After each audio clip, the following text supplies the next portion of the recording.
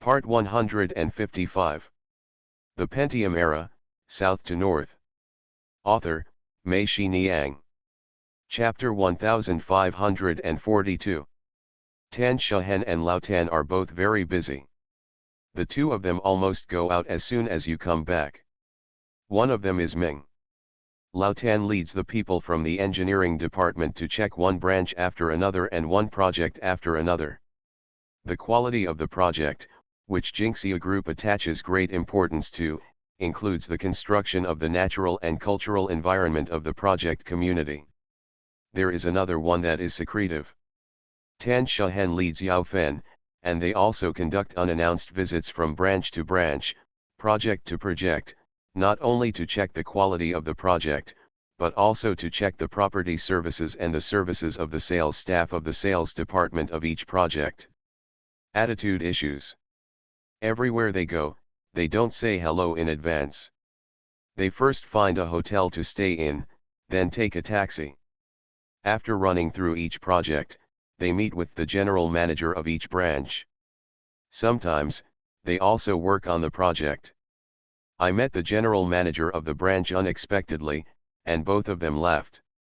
Every time Tan Shahen returned to Hangzhou from other places, instead of calling the company's driver, she called Zhang Chen to pick them up at the airport. Zhang Chen cursed every time, but he still came. When Zhang Chen really couldn't leave, Zhang Chen asked Xiao Wu to pick them up at the airport. As soon as he saw them at the airport, Zhang Chen scolded them, "Tan Shahen, do you think I am so idle that you want me to be your coachman?" Tan Shahen smiled and said, "Yes, I am doing this for your own good. I will give you a chance to reduce the number of times you are in a daze. Don't you know that people will really fall into a daze after being in a daze for a long time, especially now that you are getting older? You need to prevent Alzheimer's disease in advance." "Get out," Zhang Chen cursed. Okay, don't be stingy." Tan Shahen reached out and took Zhang Chen's arm and said to him, "The driver is the driver and you are the family member. These are two different things. Of course, when you come back from a long trip, you most want to be at the airport. I saw that a family member picked her up. Do you think that's right, Yao Fen?" Yao Fen smiled and said, Yes. Yao Fen watched Tan Shahen holding Zhang Chen's arm and walking forward, and couldn't help laughing again. She said, "You two, in the eyes of others, no one would think that you are a couple." "It's a beautiful idea," Zhang Chen said. "What are you talking about, Zhang Chen? I'm a couple with you and I've wronged you," Tan Shahen scolded. Zhang Chen shook his head, nodded again, and suddenly laughed. Tan Shahen was surprised and asked, "Why are you laughing?" "It's not impossible," Zhang Chen said. "If we buy one and get one free, it might be okay." "What do you mean?" Tan Shahen asked. "If Xiang Nan marries Zhang Xiangbei, he must marry me. I feel aggrieved. Maybe I will reluctantly accept it for Zhang Xiangbei's sake," Zhang Chen said. "You," Tan Shahen threw Zhang Chen away and went to hit him. Zhang Chen had expected it and ran away. Yao Fen looked on and laughed. Yao Fen said, "Looking at you flirting like this, it looks more like a couple." When Lao Tan and Tan Shahen stopped flying, they felt confident that the problems that needed to be solved had basically been solved or were on the way to be solved. This made them feel relieved and felt that the entire company was still alive and well. The responsiveness, from Kiyoshi Academy to each of the following projects, and every link in the process of uploading and distributing is still smooth. They were relieved that there was no such thing as Lingbuku Kiyoshi Academy, or the phenomenon of villages defrauding townships, townships defrauding counties, and one defrauding the state council. As they went back and forth, time passed day by day. The entire real estate market was still feverish and crazy. But this time the madness was different from the past. It was no longer the ones like Vank, Tan Shahen, and the Jinxia Group that were fueling the flames. They are old real estate companies, but central and state-owned enterprises prefixed with Chinese and Guo. These companies have entered the real estate market. Although they are new money, They seem to have never been worried about money, and they are not short of courage. They dare to pay any high land price and dare to take on any big project, especially those in urban villages. Renovation plans are considered a hot potato by private housing companies, so they jump in without batting an eye. By the second half of 2009, although Tan Shahen and others consciously stopped buying land and reduced their land acquisitions, in fact, even if they wanted to, their competitiveness in the land market in first-tier cities was getting weaker and weaker. While you are still hesitating, a forest of hands has been raised around you. Although everyone knows that land prices have reached a ridiculously high level, they still cannot dampen the enthusiasm of these companies to acquire land and create places one after another in various places. Wangs are also more companies with Chinese and Guo prefixes. The real estate market has seen a strange phenomenon since the second half of 2009. At land auctions in first-tier cities, big guys like Vanke, Jinxia Group, and Pan Xi, who were the first to enter the real estate market and have been deeply involved in the real estate market for many years, there are also those Hong Kong-funded enterprises that have found that they have become the audience of every auction and it is difficult to become the protagonist. These former protagonists now only have the role of applauding for others. They seem to have been collectively driven away from the land auctions in first-tier cities, and have to turn their sights further and further down, and the stage must be given way. Tan Shahen felt that with the real estate business, she seemed to have returned to the situation of the theater troupe back then. Companies like hers had turned into grass stage troupes in the real estate market. Their vast world was already in the inland and on the second line. The world is changing too fast. But after careful study, Tan Shahen immediately understood the reason. You must know that 4 trillion yuan, but not a cent of it flowed into a company like hers. Instead, most of it went to them. Their money was full and they did not enter real estate. The market is weird. The things that make me tremble and feel scared do not exist for those companies. No matter how expensive the land is or how expensive the meat is, they just need to put the meat into their own bowls. As long as the meat is in the bowl, that is the land. When it comes to the books, there is no mention of impairment. Without book impairment, there would be no losses. Without losses, the leaders of those enterprises could still attend various meetings every day with a shiny face, saying that they had worked hard to maintain and increase the value of state-owned enterprises, and their efforts were to a large extent. It is the book premium of land and the rising housing prices. Impairment can be ignored, and appreciation can be used as a book premium. Who wouldn't be eager to do such a hugely profitable thing? For a company like my own, every time a piece of land appears on its books, it will definitely lose a large chunk of cash. When the cash becomes less and less, it will have difficulty with liquidity and will be forced to embark on the road of bankruptcy. For those companies, there is always a source of living water, and that source of living water is the bank. Their relationship with the bank is not like their own, it is a customer relationship. They have a relationship between the left pocket and the right pocket, not to mention the 4 trillion yuan that opened the floodgates and poured down. They will reach their reservoir, but they will never reach their own small pool. They call the bank their brothers, or even their younger brothers. They call themselves the bank is of no use to me. In the most difficult time, the most I can do is go to Miss CAI. Even macro control can't control them. It's very simple. They put the land there and don't develop it. They can afford it anyway. Have you heard that companies with Chinese prefixes and Guo prefixes will lose money because of the lack of funds? Did it dry up and go bankrupt? Since there is no fear of bankruptcy, what else do they have to worry about? Thinking of this, Tan Shahen felt even more frightened. She felt that the gameplay of the real estate game had changed. If she wanted to continue to participate in this game, she had to change the stage. Otherwise, she was destined to be reduced from the protagonist to a supporting role, and finally to a passerby. Tan Shahen does not want to become Su Jianmei, and then Xiang Xiang. No matter how small the stage, the spotlight must follow her. She must be the protagonist. Without the halo of the protagonist, Tan Shahen feels that she will be dimmed instantly. Tan Shahen and Lao Tan said, "Brother, we may have to leave a foreign land. Hangzhou is no longer a place we can afford. While our Jinxia group still has a certain halo, we have to find another way out." By September and October, even the stupidest developers believed that regulation was coming, and no one would be able to stand up to the real estate market and let the devils like you run wild. The anger of the people against the real estate developers also reached the extreme.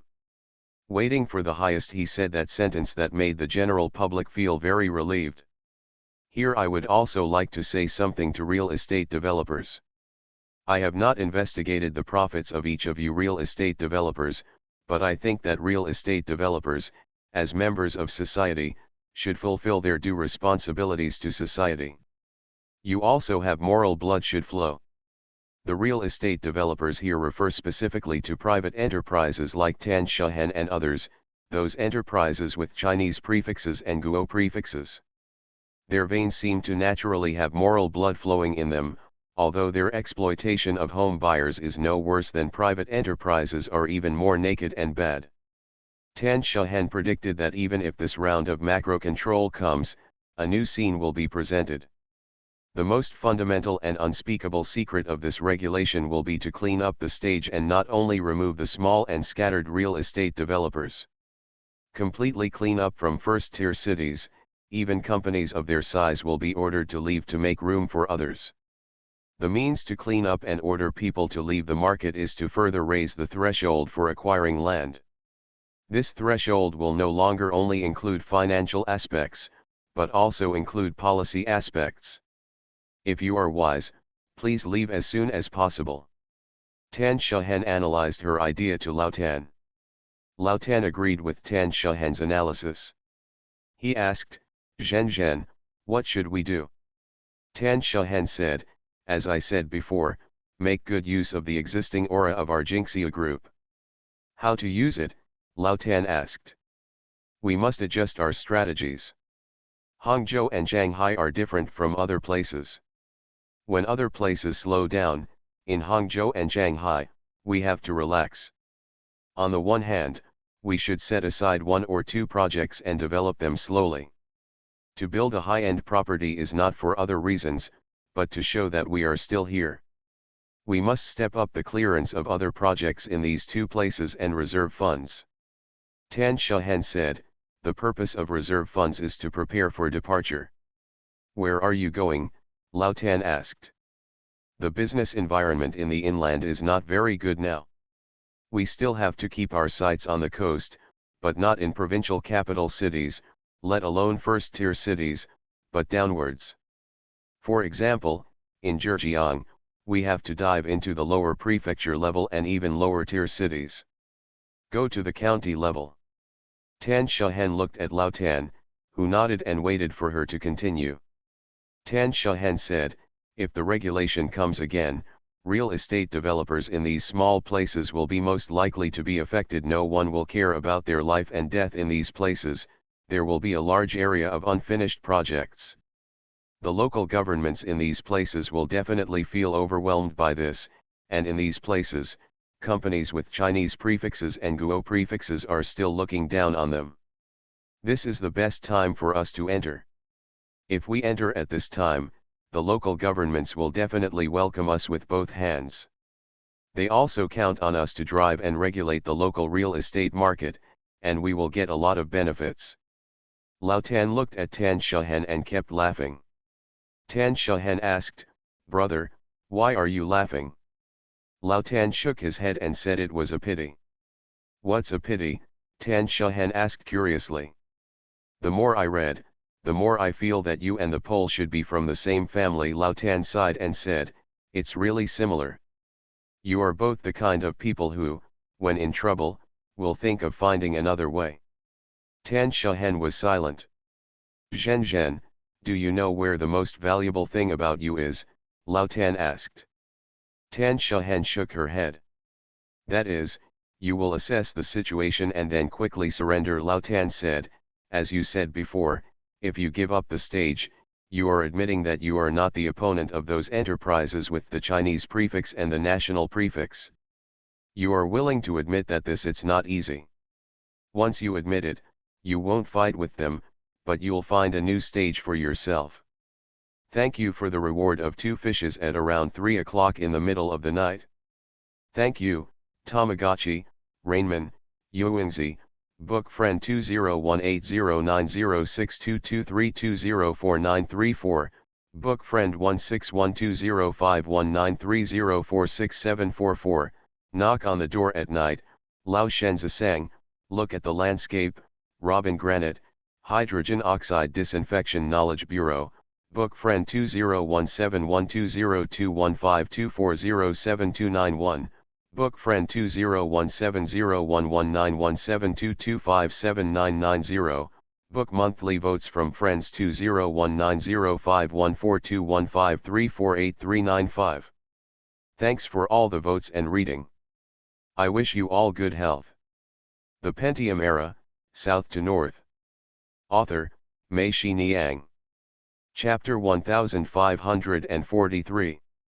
Tan Shehen and the others quickly determined that 2 pieces of land in Zixi, Hangzhou, would be their key projects in Hangzhou. The 2 pieces of land were connected together, one was for commercial and residential use, and the other was for residential use. They planned to combine the 2 plots of land into one project to build a super 5-star hotel and a high-end residential community. The purpose of building a hotel and a residence together is of course to use the hotel to improve the quality of the residential area. The 2 pieces of land are adjacent to the Zixi wetland, and the geographical location can be said to be quite superior. They took pictures of these 2 pieces of land 4 or 5 years ago. At that time, Zixi was still deserted and deserted.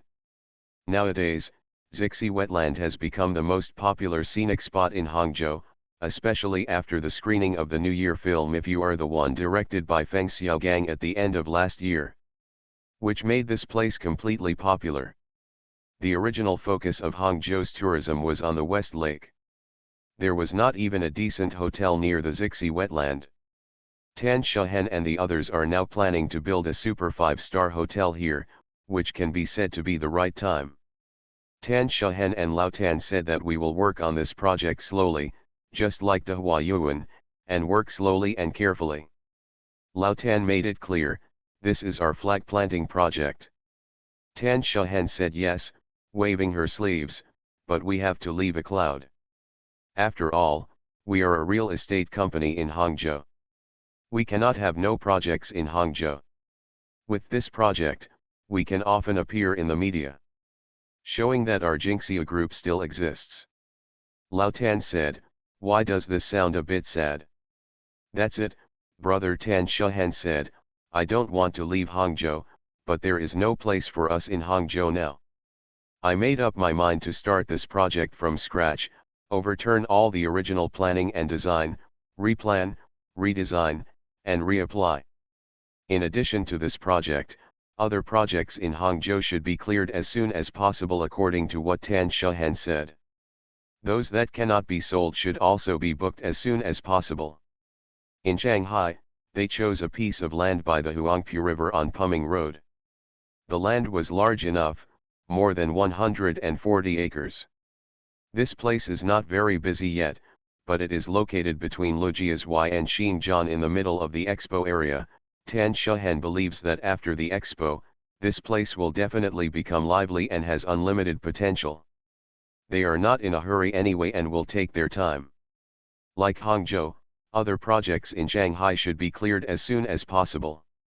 Tan Shehen asked Lao Wan to focus on Songjiang. In October, there are 2 major events for Zhang Chen and Tan Shehen. One is the wedding of Xiao Wu and Su Qiaxin, and the other is also the wedding of Xiao Shu and Yao Fen. Xiaoshu is a graduate student in the United States and has not graduated yet. She was not in a hurry at first, but Zhang Chen's mother said that Yao Fen is not young, already in her 30s. Women are too old and are not good for fertility. If she gets pregnant now, She is already an advanced maternal age. Xiaoshu's parents also support Zhang Chen's mother's idea, so they are still planning to hold Xiaoshu and Yao Fen's wedding this year. Xiaoshu has settled down, and of course there will be no problem with Yao Fen. She has already severed ties with her family and has not had contact with her for several years. She can make the decision on this matter by herself. The weddings of the two couples, Xiao Wu and Su Qiaoxin's, were scheduled for October 2nd, and Xiao Shu and Yao Fen's were scheduled for October 5th, 3 days apart. After the wedding date was set, Xiaoshu's mother told Xiaoshu that he should go meet Yao Fen's parents and invite them. Zhang Chen's mother is right. After all, they are Yao Fen's parents. Even if they have conflicts with Yao Fen, they don't have any conflicts with you. You still have to take the initiative to come and marry someone else's daughter. You can't be silent at all. We still need some courtesy. When Zhang Chen saw Xiaoshu's expression of embarrassment, he said to him, "I'll go with you, Xiaoshu. Just ask Yao Fen for their address." When he heard that his brother-in-law was going with him, Xiaoshu breathed a sigh of relief and quickly said okay. At noon the next day, Zhang Chen took Xiaoshu to the supermarket first. The two of them didn't know what Yao Fen's parents liked or what they should buy. When they asked Yao Fen refused to tell them. She also kept opposing them. Even when Xiaoshu asked her for the address, she refused to give it to her. It was Zhang Chen who called her. She had no choice but to send a text message to Zhang Chen. All the old people are probably the same. Zhang Chen and Xiaoshu said that cigarettes and alcohol are essential items for giving gifts. They bought cigarettes and alcohol. Zhang Chen added that there are also healthcare products. They also bought Qing Chunbao and Taipei. Maple Dojing. Yao Fen's parents' home is on Zhangcheng Road, a little past the Chengjian Railway Station. It is the dormitory of the Shanghai Railway Bureau. The house is very old, a 5-story building built in the late 1970s and early 1980s. Entering through an iron gate, there is an open space the size of half a basketball court, with a house on each side and 2 units in each house. Up the stairs, there is 1 house on each side. There are a total of 40 households in the entire yard. Parking was not allowed inside the iron gate, so Zhang Chen could only park the car on the side of Zhangcheng Road. The two of them got out of the car and walked over carrying their things. Yao Fen's parents' home is in Unit 402, the building on the right-hand side of the entrance. The corridor is dimly lit. The further you go up, the smaller the tree falls behind Zhang Chen. Zhang Chen smiled and said, "What are you doing?" Xiaoshu said quietly, "Brother-in-law, I have never done such a thing." Zhang Chen smiled and said, "It would be wrong if you do it often. How many times do you want to get married?" Xiaoshu chuckled. Arriving at the door of room 402, Zhang Chen knocked on the door. After a while, the door opened a palm-wide crack, and a man appeared inside the door. He was about 60 years old, with a slicked back hair and a fair face. He looked up and down. After sizing up Zhang Chen, Xiao Shu had already hid behind Zhang Chen. He could see ahead, but he couldn't look up and down. He asked Zhang Chen, "Who are you looking for?" "Uncle, is this Yao Fen's home?" Zhang Chen asked. The man didn't say yes or no. He didn't open the door or close it. There was still a gap as wide as a hand, but the other person turned around and walked away. Zhang Chen was considering whether he should open the door and go in. Another woman of similar age appeared in the door. She looked Zhang Chen up and down, then looked at the things he was carrying, and asked, "Who are you looking for?" Zhang Chen could only ask again, "Auntie, is this Yao Fen's home?"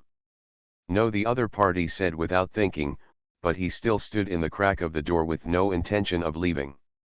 Zhang Chen remembered and asked a supplementary question. "Aunt, are you Yao Fen's mother?" The other party still didn't say yes or no, but asked instead, "Who are you?" Zhang Chen said, "I am the general manager of Yao Fen's original company." What company? Yao Fen of Ben Muishan Group turned out to be the curator of our lakeside oil painting gallery below. Zhang Chen said. Where is she now? The person at the door asked. Now I am the assistant to the chairman of Jinxia Group, Zhang Chen said. The other party's eyes jumped. It was obviously the first time he heard the news and he was a little surprised. Zhang Chen smiled and said, Auntie, can we go in? The other party hesitated for a moment and said nothing, but finally opened the door. Zhang Chen saw that the house was about 40 or 50 square meters, and the layout of the house was clear at a glance. It was similar to all the houses of that era, with 2 bedrooms, 1 living room, and 1 bathroom. The hall you enter is multifunctional. It is a living room, a dining room, and a kitchen. There is a cement table built against the left foot of the wall, covered with white tiles, and a gas stove placed on it. On the left side is a square, slightly higher platform, also covered with white tiles. There is a chopping board placed on the slightly higher table. Under the table, there is a wooden door. There should be a gas tank in the door. To the right of the gas stove is a terrazzo pool. There is no range hood above the gas stove. There is only a ventilation fan installed on the window behind the gas stove. When cooking, turn on the ventilation fan and it will be the range hood. The whole place is only about 7 or 8 square meters. Apart from the stove, there is no room for any other furniture. Apart from a refrigerator, there is also a square table. This table is used for eating and entertaining guests. The leftovers from lunch are still there, covered with a blue plastic mesh dish cover. Zhang Chen looked around and saw that the things in his hands were also there. There was no place to put it, so he put it on the ground next to the refrigerator and against the wall. The little tree followed suit and put down the things in his hands. Yao Fen's father, who had appeared before, disappeared when Zhang Chen and the others came in. He should have disappeared behind one of the 2 closed doors. There was also a closed door, which was the bathroom, and the rooms are very distinguishable, not only because the bathroom door is much smaller than the room door, but the lower part of the door is also made into a shutter. Although the bathroom door was closed, Zhang Chen and the others smelled the smell of the toilet as soon as they entered. The smell came from the blinds below. Zhang Chen knew that such a bathroom must not even have a flush toilet. It was still squatting. Houses in that era were like this. Having a separate bathroom of your own was considered very high-end. After Zhang Chen and Xiao Shu put down their things, the other party probably confirmed that the things they were holding were for her. If she were to be more polite, she would be embarrassed. She asked Zhang Chen and Xiao Shu to sit at the table. Zhang Chen introduced himself and said, "My surname is Zhang, my name is Zhang Chen, my bow is long, and in the morning, I am a small tree like a big tree." Yao Fen's mother nodded and finally spoke. She asked, "What are you doing here?" "Aunt, we are here to send invitations to you and Uncle," Zhang Chen said. "Invitation? What invitation?" Xiaoshu took out 2 invitations from the bag, hesitated for a moment, and handed them to Zhang Chen. Zhang Chen handed them to Yao Fen's mother. Zhang Chen said, "I am Xiaoshu's brother-in-law. So, Aunt, Xiaoshu and Yao Fen are getting married. We are here to invite you and Uncle to attend their wedding." Yao Fen's mother retracted her outstretched hand. She did not accept the invitation, and her face slowly turned cold. This scene was a bit embarrassing. Zhang Chen hesitated for a moment and could only put the invitation on the table. Zhang Chen was about to say something else. Yao Fen mom waved her hand and said coldly, "You don't need to tell me. I don't know the person you're talking about, and I don't want to know her. Whether she wants to get married or who she marries has nothing to do with us. Thank you to Evergreen Yan Dottie, Wooden Man, Zongkai 727, and Zi Zhang for your monthly votes. Thanks for all the votes and reading. Have a good evening everyone. You are listening to Novels at Bless Up channel. Wish you happiness and luck. Please subscribe to receive new novels. How do you feel about this novel? Please like and leave a comment. The Pentium Era, South to North. Author, Mei Shi Niang. Chapter 1544. Zhang Chen vaguely knew something about Yao Fen, not from Xiaoshu, but from Zhao Xian. The two girls had been together for a long time and had a good relationship. No matter how secretive things were, they would always tell them. When you are young, secrets are like passing flowers by beating drums, and the person listening can't help it. He is unwilling to keep other people's secrets in his own hands and always wants to spread them out. So, after Yao Fen left the lakeside oil painting gallery, Zhao Xian told Zhang Chen about Yao Fen during a casual chat. Yao Fen's parents are both employees of the Hangcheng Public Works section of the Shanghai Railway Bureau, and her father is also an engineer. Yao Fen has always done well in studies since she was a child. Her parents, relatives, and friends all have high hopes for her, thinking that she will definitely go to a prestigious university and become a female engineer or professor. Unexpectedly, when Yao Fen was in her second year of high school, she suddenly became obsessed with painting. She also said that she would take the Zhejiang Academy of Fine Arts or the Central Academy of Fine Arts for the college entrance examination. Yao Fen's parents were shocked, but at first, they thought it was just a joke, but she didn't expect that she used her saved pocket money and New Year's money to secretly buy painting materials and enroll herself in an art training class. At that time, in Yao Fen's school, students who did not live on campus were required to study in the evening on a voluntary basis. They could come to school or not. Yao Fen was the kind of good student who insisted on coming to study in the evening even if he did not live on campus. Yao Fen went out after dinner every day. Her parents thought she was going to school to study late as usual. It wasn't until her mother went to a parent-teacher meeting more than a month later that the head teacher told her mother that Yao Fen had not come to self-study for more than a month, and her grades in all subjects had declined. 1. Down to 5 or 6, I hope Yao Fen's parents can pay attention. Yao Fen's mother was shocked.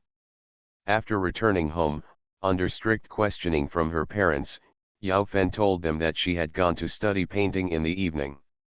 She also told her parents nonchalantly that she had to meet the cultural requirements of the art exam. It's okay if you don't have to study. It doesn't matter whether you go to school now or not, let alone study late at night. Yao Fen's parents realized that Yao Fen was not joking when she said she wanted to take the Academy of Fine Arts exam. The two frightened parents immediately took action and found a painting folder, paint, paper and pens from under the bed and in the cabinet of Yao Fen's room. Yao Fen's father went crazy on the spot and chopped up the painting folder and the oil painting paper with a kitchen knife. It was made of cardboard with a layer of linen glued on it. It couldn't be torn apart by hand, so her mother used scissors to shred it. The oil paints were all piped in by her father and squeezed into the bathroom squat. Of course Yao Fen fought with them, but she couldn't compete with the two of them. She could only cry and watch her beloved things being destroyed bit by bit. Yao Fen had a big argument with her parents and ran out. Didn't come back that night, didn't go to class the next day, and didn't come back again that night. Only then did her parents panic, worried that something had happened to her because she couldn't think about it. They mobilized all their relatives and friends to search all over Hangzhou, and even went to the police station to report the case, but in the end found nothing. When the head teacher learned about the situation, he also mobilized the entire class to help search for her, but there was no news.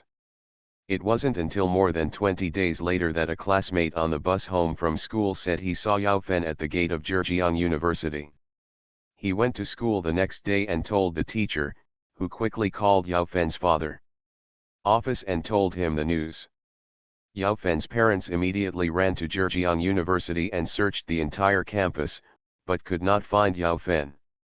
As they searched, they wondered, Yao Fen had just run away from home. Why did she come to Zhejiang University? Finally, I asked the security guard at the door. The security guard asked them, "What does your daughter do?" Yao Fen's father thought of it. He said he learned to paint. The security guard said that behind Zhejiang University, in the farmers' houses near the Temple of Fortune, there were many painting students living there. Would your daughter be there? Yao Fen's parents immediately went to the back of Zhejiang University. At that time, Zhejiang University had a gate and a wall in front, but there was no wall in the back. If you walk straight, you could reach the village called Keshan Temple in the back. Yao Fen's parents searched from house to house, and sure enough, they saw Yao Fen and 7 or 8 children who came to learn painting from out of town in a rented house of a farmer. The men and women lived in the same room, and they all had floors. When her parents saw Yao Fen, the down jacket she was wearing had a thick layer of stains on the front, her hair was unkempt, she looked like a beggar, and her body exuded a musty smell. Yao Fen's mother hugged Yao Fen. Fin cried bitterly. But Yao Fen didn't cry. Her parents wanted to take her back, but Yao Fen said it was okay to go back, but unless they agreed to let her learn painting and take art exams, she would never go back until she died. In that situation, seeing their daughter like this, the parents' hearts were broken, and they couldn't care about anything else. Of course, they agreed to Yao Fen's request, and Yao Fen went home with them. Next, although Yao Fen's parents agreed to Yao Fen's study of painting, they agreed under special circumstances and were not really willing. The two of them continued to persuade Yao Fen to give up that unrealistic fantasy. Of course not. Although the two parties no longer quarreled, they still had small conflicts, and the more they looked at each other, the more they felt dissatisfied. When it comes to the art exam in the second year, those who study painting like Zhao Xian usually apply to many schools, and they are from high school to low school, including the Central Academy of Fine Arts and Zhejiang Academy of Fine Arts, the only two schools in the country, which belong to the Ministry of Education and the Ministry of Culture. All professional art academies under the ministry, all the way down to prefecture-level colleges, such as ceramics, silk, and craft colleges, will apply. The professional requirements of these schools are relatively low, and the number of applicants is relatively small, which can improve your hit rate. But Yao Fen is a very stubborn person and thinks very highly of himself. He probably also wants to be angry with his parents and wants to show them what he wants. She looked down on all other schools, so she set her sights on the Zhejiang Academy of Fine Arts and the Central Academy of Fine Arts. She also looked down on provincial professional art academies such as the Sichuan Academy of Fine Arts and the Lusun Academy of Fine Arts, let alone the Zhejiang Institute of Silk Technology and the Central Academy of Fine Arts.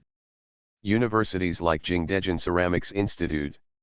She is stubborn and has set a very high standard for herself. As a result, Zhao Xian was admitted to the Suzhou Institute of Arts and Crafts. In Zhang Chen's view, Yao Fen, who had a higher level than Zhao Xian, was not admitted to the Central Academy of Fine Arts or the Zhejiang Academy of Fine Arts. She failed. What's worse is that year, Yao Fen's classmates had worse grades than Yao Fen in school. The child of their colleague in the building opposite them was admitted to Tongji University. They held banners at the gate and in the yard. Set off firecrackers and celebrate lively.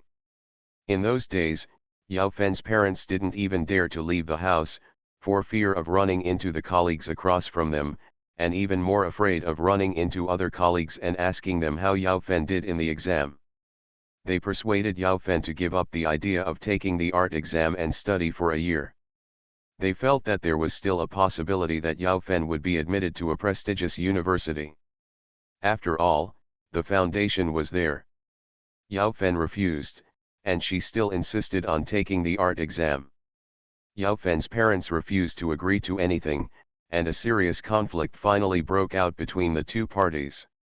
Yao Fen ran away from home again, and had her first experience. This time Yao Fen's parents didn't even bother to look. Without the support from her family, Yao Fen actually cut off the basic conditions for her to take the art exam again. The art exam is very expensive. You usually have to pay tuition for training classes and buy materials for painting. The materials are not cheap. Although Yao Fen is not like Zhao Xian and others, they have applied to many schools and have to travel all over the world. Even if it is the Central Academy of Fine Arts, you have to have travel expenses to Beijing. Where can Yao Fen get these? Even her daily livelihood was a problem. She couldn't even afford to eat porridge or steamed buns every day. She didn't have a fixed place to live, so she stayed at friends' and classmates' houses. At that time, the houses in every house were not spacious, and even if she stayed there, they couldn't be crowded. It takes a long time, not to mention buying painting materials and attending training classes, not to mention signing up for exams. After leaving home, Yao Fen actually said goodbye to the possibility of taking the art exam again. Apart from relying on her looks and fooling around in society, she actually had no other way out. Children in the city are not as good as children in the country. It really makes her look embarrassed. When she looks for a job, she is willing to go hungry and be picky. When she is a salesperson, she is also worried that she will be seen by her classmates and acquaintances, and she will not be embarrassed. Make that face. As for going to any serious unit, it was not like now. What unit does not need to open a back door? Where can Yao Fen find a back door? So Yao Fen had no choice but to live in society and be a loser. She quickly learned to smoke and drink, and got a boyfriend. That boyfriend was a rotten person, and he was also a lazy person. There was nothing wrong with it. A serious job, just relying on cheating and kidnapping to make a small amount of money, thus maintaining the minimum living for the two of them. Yao Fen's parents had not severed ties with Yao Fen at that time. Although Yao Fen had run away from home, they were still worried about her. They asked the children in the neighborhood to help inquire about Yao Fen's situation. The children's eyes and ears were also they had a wide range of contacts, and they soon found out that Yao Fen lived with a man named Tiao, who was a gangster. When Yao Fen's parents heard about it, it was like a bolt from the blue. At that time, a girl would not do well living with a boy. If she was hanging out with a gangster, she could basically be identified as a female gangster. Yao Fen's parents found the place where they lived several times and wanted to persuade Yao Fen to go home. Her mother cried and said to Yao Fen, "We don't want you to go to college anymore, so just go home and stay at home. It doesn't matter if you don't have a job, your parents will support you." Yao Fen refused to go home no matter what. When he met Tiao, Yao Fen's father would always have a big quarrel with him and then break up unhappy. The last time, Tiao accompanied Yao Fen home to get something. Yao Fen's parents put Yao Fen in, but refused to let Tiao in. Tiao and Yao Fen's father not only quarreled, but also beat him. After getting up, Tiao punched Yao Fen's father until his face was covered with blood. Fortunately, the neighbors from next door rushed over and several people grabbed Tiao together, twisted him downstairs, and drove him out of the door. Tiao cursed for a while on Zhongcheng Road outside the door, then left angrily. At Yao Fen's house, the quarrel between Yao Fen and her parents is still going on. Her father is completely desperate. Different from before, he is no longer trying to keep Yao Fen, but is yelling at her mother to let her go. "If you don't have this daughter, you are driving her away." Of course Yao Fen wanted to go out. Her mother was furious and finally said, "If you go out today, don't come back to this house again." Yao Fen said, "Yes, I won't reply. Everything on your body was bought by your mother. If you have the ability, return them all to me." Her mother's original intention was, of course, to blackmail Yao Fen and make her afraid to go out. Unexpectedly, Yao Fen actually took off her clothes and pants one by one in front of her parents. It was winter at that time. Yao Fen took off her down jacket, then took off her sweater, woolen pants, and underwear, then took off her shoes and socks. Finally, she stood there wearing only a pair of shorts and a bra, glaring at her mother and asking, "Can I do without?" Her mother was completely dumbfounded and couldn't say anything. Yao Fen turned around and walked out of the house with her bare feet. Neighbors gathered around to watch the excitement. Some of them couldn't stand it anymore and put their own labor protection coats on Yao Fen's. On Fen's body. Yao Fen just left, and she completely severed ties with her family from then on.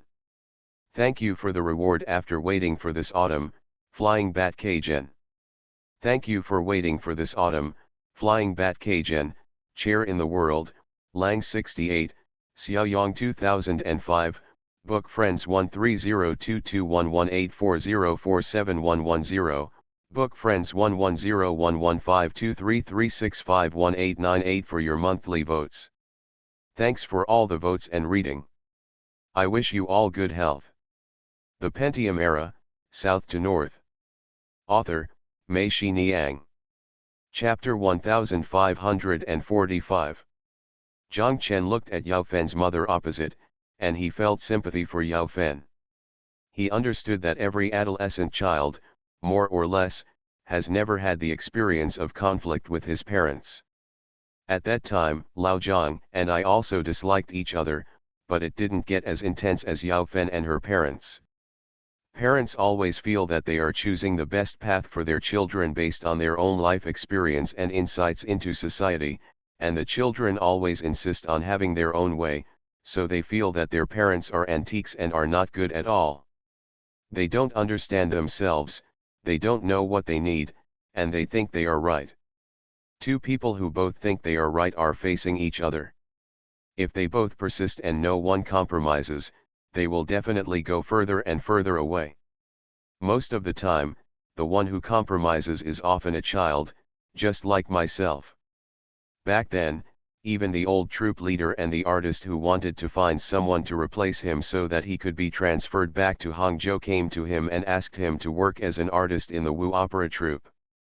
He didn't want to go, but it was his parents' insistence. Later, he compromised and went, and the relationship between him and Lao Zhang slowly eased. It would be strange for someone like Yao Fen who would rather bend than bend to go further and further. Whether it is paranoia or insistence on going his own way, at this point, Zhang Chen feels that Yao Fen is better than him. If he had been 20 years earlier, he would definitely have stood by Yao Fen. Fin aside. But as a father, Zhang Chen now felt that the balance in his heart was still tilted a little towards Yao Fen's parents. The change of roles will cause people's thoughts and attitudes to change inadvertently. When I look back suddenly, I find that I am already another person, a person I am not familiar with and need to keep getting to know. This is all, there is no way around it. Zhang Chen didn't even know how he would deal with Zhang Xiangbei being as rebellious as Yao Fen one day, and whether he would be able to handle it well. He thought that one day, he would also be the same in Zhang Xiangbei's eyes. A long-winded old stubborn, his so-called life experience, in his opinion, are not worth mentioning, they are all garbage that can be discarded. Zhang Chen sighed secretly in his heart, and said slowly to Yao Fen's mother, "Auntie, I think Yao Fen was really ignorant at that time, but she has changed now. Compared with her at that time, she is a completely different person. She is now very good in all aspects and very sensible." Yao Fen's mother still waved her hand, "Don't tell me this. How is she doing now, good or bad? I don't want to know, and I'm not interested." Zhang Chen thought to himself, how is it possible? If you were not interested and didn't want to know, your eyes wouldn't jump just now, and you wouldn't have such a surprised expression. If you have no interest in people and things, what else should you be surprised about? Zhang Chen smiled and said, "Auntie, no matter what conflicts there are between you, you are Yao Fen's mother and Yao Fen is your daughter. This fact cannot be changed. In fact, Yao Fen has regretted it very much over the years. I know several times, she wanted to go home and apologize to you in person, but as you all know, she just couldn't get over her stubborn temper. Now she is getting married to Xiaoshu. This is an important moment in her life. She especially wants to invite you and uncle to attend their wedding, but she is still embarrassed to say, no, we just came. If she doesn't want to, we don't even know this place, and she told us what our uncle and aunt like. Zhang Chen's words were of course nonsense. Yao Fen had no intention of asking them to come, but if Zhang Chen didn't say that, what else could he say? Moreover, who knows if Yao Fen is longing for her parents to attend her wedding. Zhang Chen was a painter, and he observed everything around him carefully. He saw cigarette butts in the ashtray on the table, and they were all red plums. They were so-called labor insurance cigarettes. They could not have been left by the guests, indicating that they were not left by the guests. Yao Fen's father is a smoker, and there is an empty box of youth treasures on the top of the refrigerator, which shows that Yao Fen's mother, like herself and Lu Ligan's mother, is also a lover of youth treasures. Zhang Chen knew that he and Xiaoshu had not bought anything wrong, so he said that Yao Fen told us what our uncle and aunt liked. Xiaoshu stood up and bowed to Yao Fen's mother. He said, "Auntie, I apologize to you on behalf of Yao Fen." Xiaoshu didn't know everything about Yao Fen's past, and he wouldn't delve into it. He felt that liking someone means liking the way you see them now. So several times, when Yao Fen asked him if he wanted to know about his past, Xiaoshu should have said he didn't want to. But now that he heard what Zhang Chen said, he knew that Yao Fen must be at fault in the conflict between Yao Fen and her parents. Yao Fen's mother didn't say anything, but looked at the little tree up and down. Zhang Chen quickly introduced. "Auntie, Xiaoshu is now a graduate student at the China Academy of Art, studying for a master's degree. However, although he is still a student, the paintings he paints can be sold for a lot of money every year. He is fully capable of supporting himself and his family. If my uncle and aunt search online, they can find him. He is already a somewhat famous young painter in our country." Zhang Chen introduced this way to dispel an idea of Yao Fen's mother, because she could definitely tell that Xiaoshu should be younger than Yao Fen. "Isn't Yao Fen the assistant to the chairman now? This young man is going to be with Yao Fen. When you get married, are you a freeloader?" Zhang Chen said this to reassure her. Hearing what Zhang Chen said, Xiaoshu blushed and called out brother-in-law in a low voice, which meant that he was a little embarrassed to stop saying good things about him. Yao Fen's mother saw all this. She felt that this young man, not that guy, looked like a very real and decent person. Besides, the terms graduate student and master's degree were very important to Yao Fen. It still holds great weight in the hearts of my parents. Yao Fen's mother's expression softened a little, and she told Xiaoshu, "Then you can live a good life, but we have already been heartbroken by her, and we will not recognize her." Zhang Chen said, "What if they have a child and the child pulls your clothes and calls you grandpa and grandma, won't you recognize it?" Yao Fen's mother was stunned for a moment. Zhang Chen continued to say, "After all, they are still a family and share the same blood. How could they just sever ties?" Yao Fen's mother calmed down and said, "Let's go." She stood up and continued, "Let's go." Zhang Chen and Xiaoshu had no choice but to stand up. Zhang Chen wanted to say something more, but Yao Fen's mother waved her hand to stop him.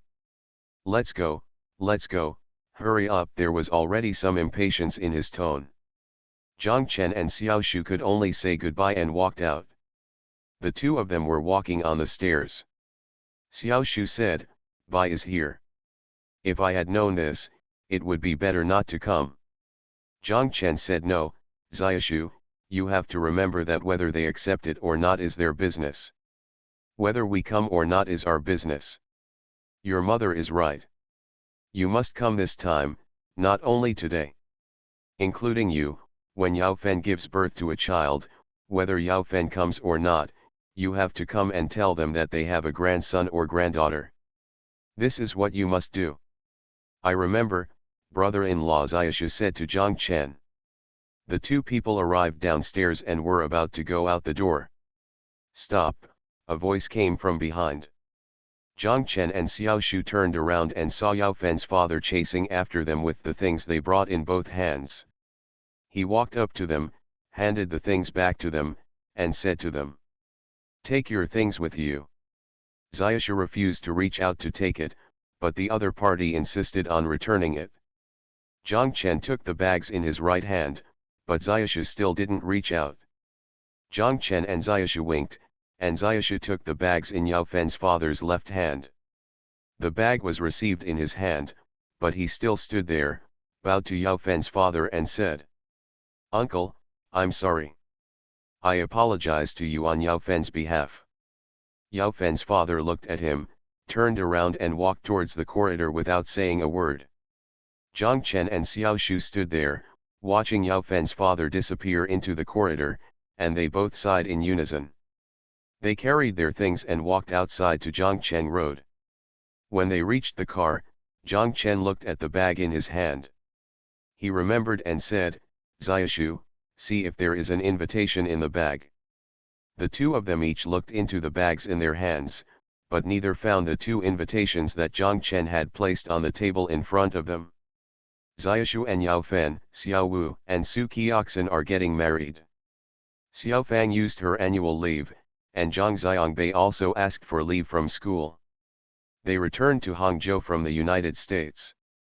It happened to be the National Day holiday, and Xiangnan also came back from Beijing. Zhang Chen's parents' home, which had been deserted for a long time without their children, suddenly became lively today. Zhang Chen's mother and Xiao Zhao's mother had been preparing for this for several days.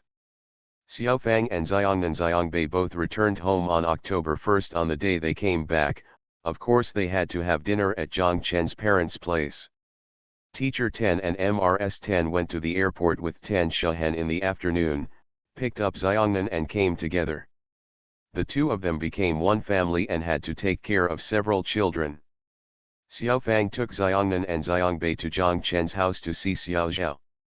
Zhang Chen's mother, Xiao Zhao's mother, and MRS Tan were busy in the kitchen. Zhang Chen's mother thought about it and said to Zhang Chen, Chen, go and call the Pole's parents." Zhang Chen said yes. Tan Shahen heard it, and she said, "I will go with you." The two of them were about to go out. Teacher Tan stood up and said, "Lao Zhang and I should go and call them." Lao Zhang agreed to drag them over. There were many people tonight, so 2 tables were set up. Lao Tan and Chu Tianlin came, as did Han Emperor Lu Bang and Wang Minzheng. Lin Shuwen and Lao Tang also came, but Xiao Wu and Su Qiaxin did not come. Su Qiaxin's parents also arrived in Hangzhou today, and Xiao Wu and the others are now accompanying them to have dinner in their new home. We also need to explain why Su Qiaxin's belly didn't grow bigger. The pregnancy test report showed that Su Qiaxin was only pregnant for more than a month. The Pentium Era, South to North. Author, Mei Shi Niang. Chapter 1546. Zhang Chen and Xiao Fang returned to where they lived. Zhang Chen took out the real estate certificate, handed it to Xiao Fang, and told her that the house was next door to Tan Shahen. With doubts in her eyes, Xiao Fang took the real estate certificate, opened it, and saw her name on it. Xiao Fang said, "Why do I want this house?" Then she understood immediately, looked at Zhang Chen and asked, "Brother-in-law, do you want to drive me out of here?" Zhang Chen quickly said, No, Xiao Fang, I didn't mean that. I was just thinking that Xiaoshu will get married soon and he will have his own home. I thought that I should also prepare a home for you." "Okay, thank you brother-in-law, but before I have a home, I want to be with my sister, is that okay?" Xiao Fang closed the real estate certificate, put it on the coffee table, and asked. Zhang Chen said, "Of course." Zhang Chen also understood what Xiao Fang meant. She wanted to be with her sister, and Xiao Zhao couldn't leave here. In other words, she still had to insist on living here, and Zhang Chen didn't say no reason. Originally, Zhang Chen wanted to ask Xiao Fang if he wanted to check out the house tomorrow. "If there were any furniture or things that needed to be added, I would let someone arrange it. But seeing that Xiaofang was not enthusiastic about the house at all, he didn't say it again. "How's it going at Target?" Xiaofang asked. Zhang Chen said that new orders have returned to the original pattern, but there are still goods that have been shipped in the past month or two, and have not yet been due and have not been returned. However, Jessica has actually the billing period is shortening. The original agreement was 3 months, but now it takes more than 2 months, and the payment is returned. Xiaofang nodded and said that it seemed that the Target incident could be resolved safely. Zhang Chen is right. "Brother-in-law, I have one more thing to discuss with you." "This matter is more important," Xiaofang said. Zhang Chen nodded. "You can tell me anything." "Brother-in-law, I will go back to the United States this time. Bai Bei will not be back this winter vacation and next year's summer vacation. Bai Bei is in 11th grade now and will be in 12th grade next year. In the second half of next year, he will start to decide which university to apply for. Each university in the United States has different requirements.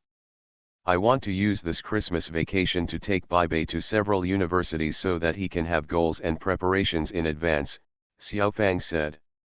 Zhang Chen said, "Okay, I don't understand this anyway, just help Bai Bei make the decision. There are now 3 universities to consider, Yale, Harvard and MIT. Bai Bei himself prefers Harvard, but I think it is better to take him to visit the other 2 universities before giving him time to reconsider." Zhang Chen was startled and asked, "These are such good universities. Is it possible for Zhang Xiangbei to get admitted?" Xiaofang giggled, "Brother-in-law, when will you change your habit of looking down on Bai Bei?" "No, I think Zhang Xiangbei is a bit idle. Every time he comes back, he doesn't read. He just plays and exercises with Xiao Wu. He doesn't look like a good student at all. How can he get into a good university?" Zhang Chen said with a smile. "Originally, I was still thinking that no matter what university, I could just study for a few more years and come back with a diploma. Bai Bei was just playing, but he also became famous. He organized a mixed martial arts club in school, which combines boxing, judo, and martial arts. He is his own coach and has many members," Fang said. "What's the use of this?" Zhang Chen asked. "It's very useful. In the eyes of these universities, Bai Bei is a student with expertise, and they prefer to recruit such students," Xiaofang said. "There is no unified college entrance examination in the United States. For general universities, some require SAT scores. Some don't, but it will definitely look at your average grades over the 4 years of high school. Compared with those American classmates, Bai Bei has an advantage. But other universities also depend on your extracurricular skills and social skills. It turns out that this is the biggest disadvantage for Asian students. We are all relatively shy." Bai Bei organized his own club and also served as a coach. This is very important to them. It's a treasure, brother-in-law, do you know? Zhang Chen smiled and said, "I really don't know this. If Bai Bei wants to study at Yale, there will definitely be no problem. I am an outstanding alumnus, so my recommendation letter will play a big role. If he wants to study at other schools, he will have to rely on his own efforts, so I think Bai Bei won't be back even for next summer vacation, so it will be good for him to use the vacation to participate in more social activities." Xiaofang said. Zhang Chen nodded. Xiaofang then sighed. She smiled. "If we don't come back for such a long time, Grandma and Grandma will ask us to do some work, so I have to discuss it with my brother-in-law first." Zhang Chen said, "I have no problem here. With Grandma and Grandma, you will be the main attacker and I will be your flanker. You are in the United States and what you say is more convincing than me." Xiaofang chuckled. "Are you scared? You want to use me as cannon fodder?" Zhang Chen also laughed and said, "A little bit. Okay, cannon fodder is cannon fodder. For Bai Bei, I will do it once." Xiaofang stood up, clapped her hands and said, "The matter has been discussed, I am going to take a shower." Xiao Fang said and went back to her room. Zhang Chen saw that the real estate certificate was still on the coffee table. Xiao Fang seemed to have forgotten it. Zhang Chen shook his head and put the real estate certificate on the lower shelf of the coffee table. Every year during the National Day Golden Week, all the hotels in Hangzhou will be full. The two weddings of Xiao and Xiaoshu were initially held at the Tuxianjiayuan Hotel on Yan'an Road. Zhang Chen planned to arrange for the guests from out of town to stay at the International Building. Tan Shahen said that the urban area will be too crowded by then, so there is no need for us to add to the traffic. The Tuxianjiayuan Hotel on Yan'an Road is too small and not suitable for holding banquets, and it is inconvenient to go to the beach. It is better to stay there for a wedding banquet. If we want to live back in the city, we should do the same as Lao Wan's wedding and hold it at our group's Dahuayuan Hotel. In this way, guests from out of town can be arranged to stay there, which is more convenient. Those who come from the city can drive there by themselves. For those who don't have a car, we will arrange a pickup by minibus, which is also very convenient.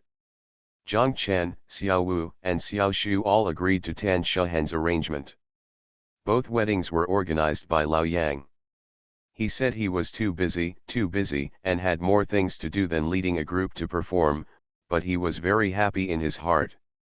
On October 2nd, Xiao Wu and Su Qiaxin's wedding was attended by many people, including not only their colleagues from their own units, but also the factories under Su Qiaxin's foreign trade company, including Shentu Hanjian. From Su Qiaxin's hometown, 2 tables of guests came, including relatives of Su Qiaxin's family, as well as Teacher Wang and Teacher Su's close colleagues from school. From the lineup of guests, it can be seen that Teacher Wang and Teacher Su are very fond of the children. Wu He was so satisfied with this wedding. From Xiao's side, more people come. It only takes an hour to get from Yongcheng to Hangcheng on the expressway. People in Yongcheng are used to getting off the expressway at Zhuantang in the west of Hangcheng. They don't feel it until they drive to Liaohe Pagoda and Qiantang River Bridge. We have officially arrived in Hangzhou and are about to enter the city. This time, they turned around from Zhuantang. They were still a kilometer or 2 away from the Liaohe Pagoda and the Qiantang River Bridge, and arrived at the entrance of Peach Blossom Spring. They didn't even have to enter the city. It was a smooth road and not too convenient. There were so many of them, so they didn't need to live in Hangzhou.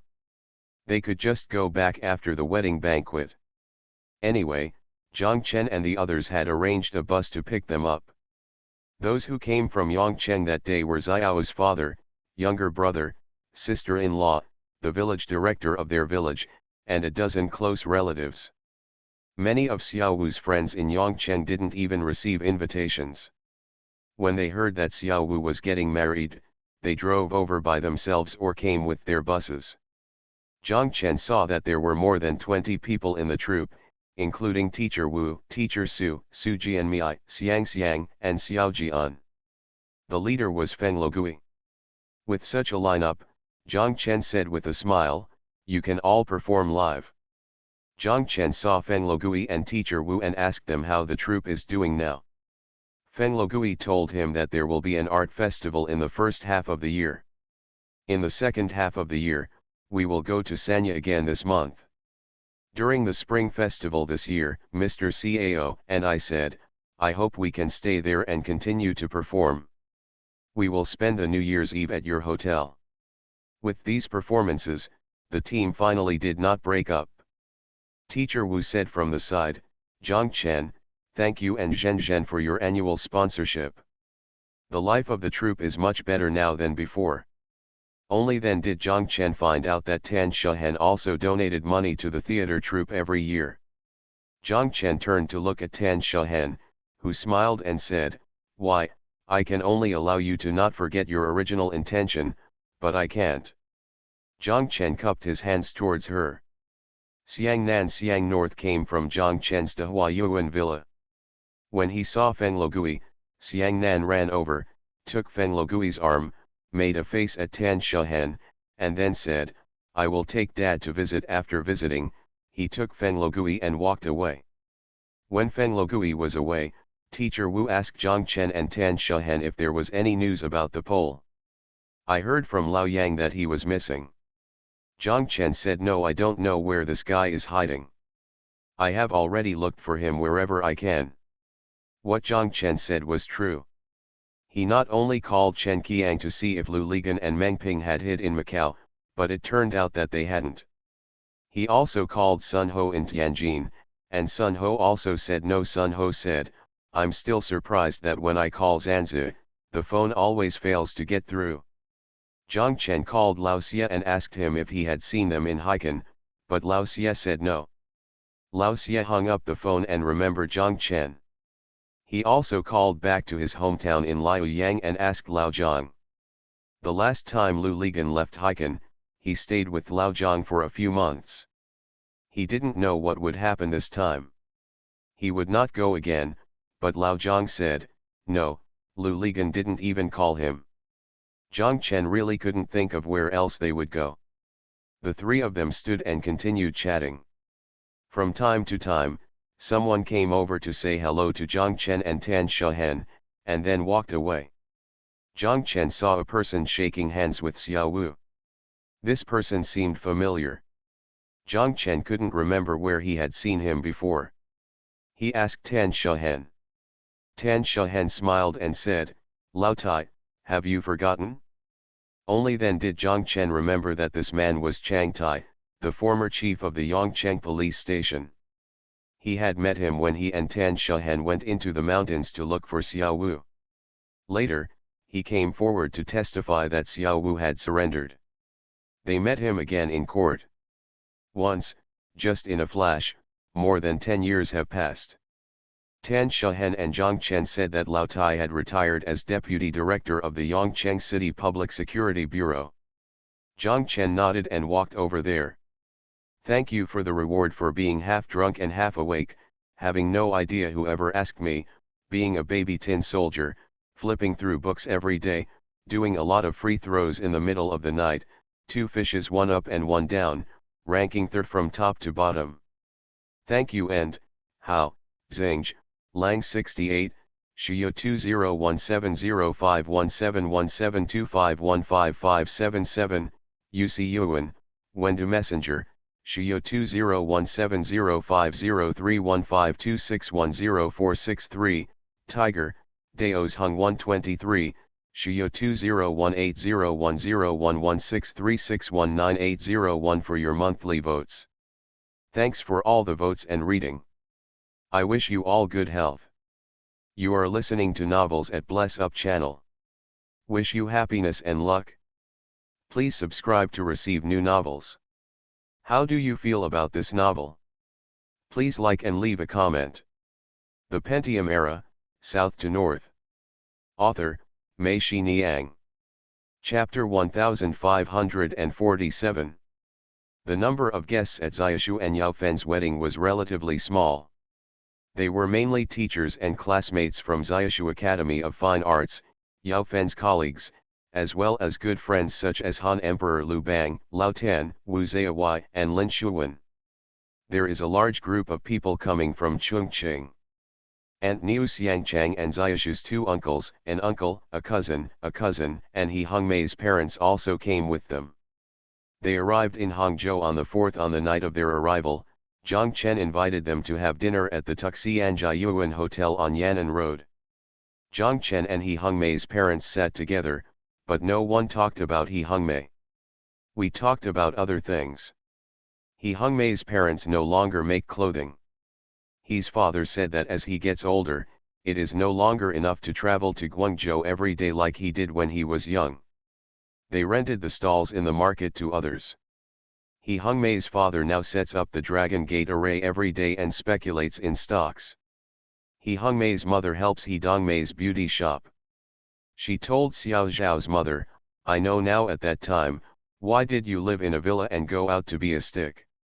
She said, now I don't have to get up early every day, and I don't have to work so hard, but my body is not as good as before, and I feel that I have no strength every day. When I was in Kaoshinmen, I could just carry one big bag on my shoulders, but now I have two bags. Dish, it's time to take a break after walking. Zhang Chen asked his father, is uncle's health okay? Before his father could say anything, his mother intervened and said, he's good. As long as a man's family sets up the Dragon Gate formation, it takes a lot of physical strength and energy. With that energy every day, I think he is busier than County Magistrate Niu. He will soon catch up with the United Nations. Secretary General. Everyone burst into laughter. The Magistrate Niu whom Mama he mentioned was Xiao Zhao's uncle. Magistrate Niu said that this Dragon Gate formation is also an aphrodisiac for men, and they become more and more energetic the more they act. Chief Niu Xiang scolded, Hi Zi, if you hold a general meeting, it's like setting up a Dragon Gate formation. Everyone laughed, and Lao Zhang asked, the county magistrate still has to ask the township magistrate for instructions on work every day. Chief Niu said, my enemy. The uncle chuckled. The next day, the wedding banquet was about to begin. The group of relatives and friends on Xiaoshu's side was very powerful, and the head of Niu Xiang was there. As soon as she opened her loud voice, Chongqing dialect rolled out non-stop. One person was worth more than a dozen people. Those who knew it might have thought that half of the room was full of Chongqing people and it was very lively. In contrast, on Yao Fen's side, there were only Tan Shahen and Zhao Xian, as her family members, sitting at the main table, together with Xiao Shu's parents. Zhang Chen felt a little sad looking at them. A taxi stopped at the door of the hotel. Zhang Chen looked through the window and saw two people getting out of the car. He was shocked and quickly picked up Xiaoshu and Yao Fen and walked outside the restaurant. At the door of the hotel, Yao Fen was stunned. She saw her parents standing in the lobby of the hotel, looking over here. Zhang Chen quickly waved to them and shouted, here, uncle and aunt, over here. At the same time, the man came towards him, with Xiaoshu following closely behind him. Yao Fen's parents walked towards them, but looked behind them. Xiaoshu turned around and saw Yao Fen still standing at the door of the restaurant. He turned around and walked back, holding her hand. Yao Fen walked to her parents and stood 2 meters away. She looked at her parents blankly, and her parents also looked at her. Yao Fen moved her mouth twice, and finally shouted, Mom! Dad! Tears rolled down her cheeks.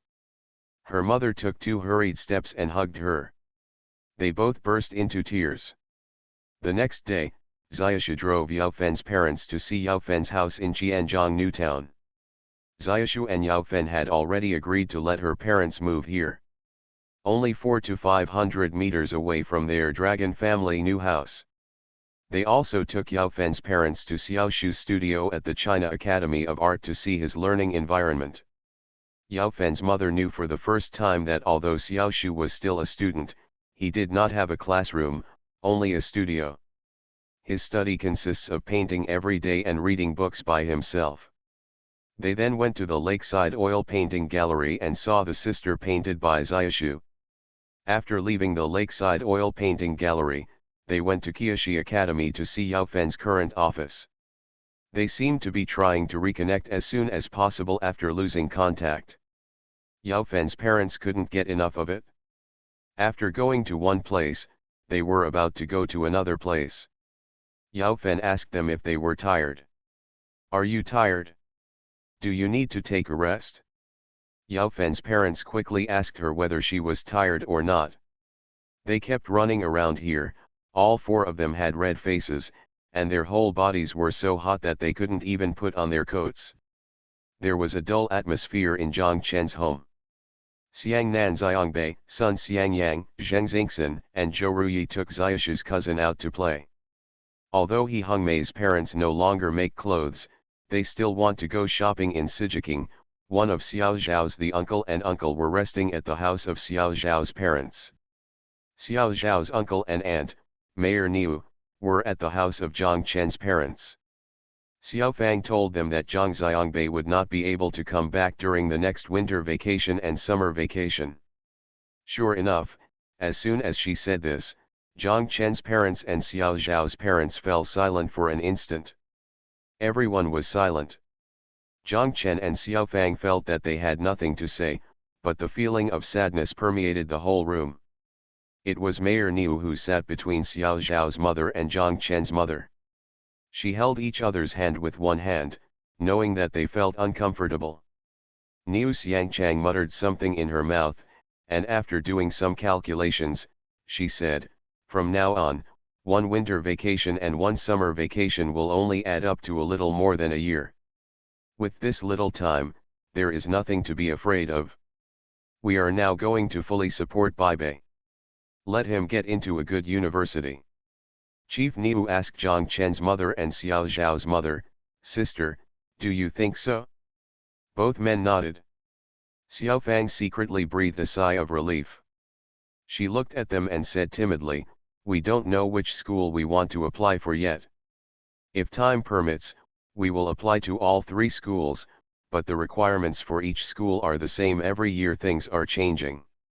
If I have to take the SAT, I may not come back for winter vacation next year. I will help Baibei review and strive to get a high score."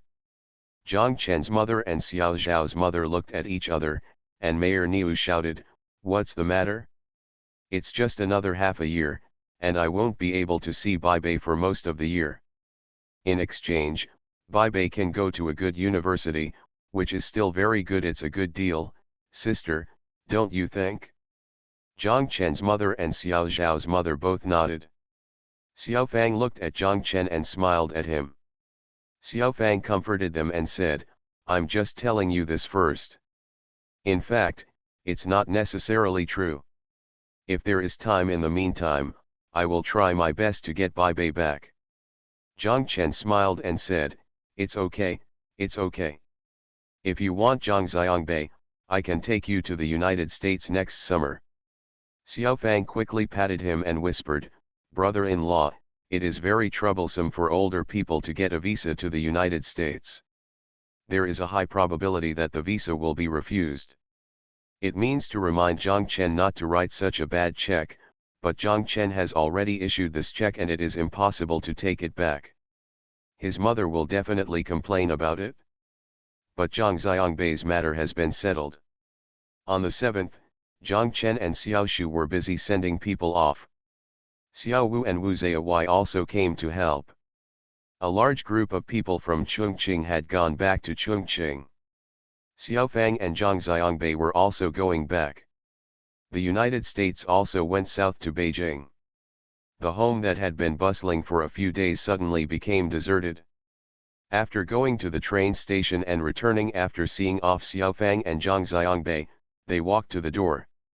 Zhang Chen's mother and Xiao Zhao's mother couldn't move their feet while they were standing there. They felt like what He Hongmei's mother said. "They didn't do anything today. Why? I feel like I have no strength left in my body." Throughout the National Day Golden Week, all the sales offices of Tan Shahen and her colleagues were extremely popular. For them, this was another bumper holiday. The 7 days of Golden Week are crazy.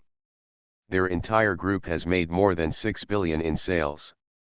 Especially in the two cities of Hangzhou and Shanghai, they are quickly clearing out the houses in hand according to their original plan. Even more than 60% of the houses in the Sky City have been sold or booked. You must know that most of these houses have not even excavated their foundations. When Lao Tan walked into Tan Shahen's office, Tan Shahen was sitting there, thinking about something. She looked up and saw Lao Tan coming in.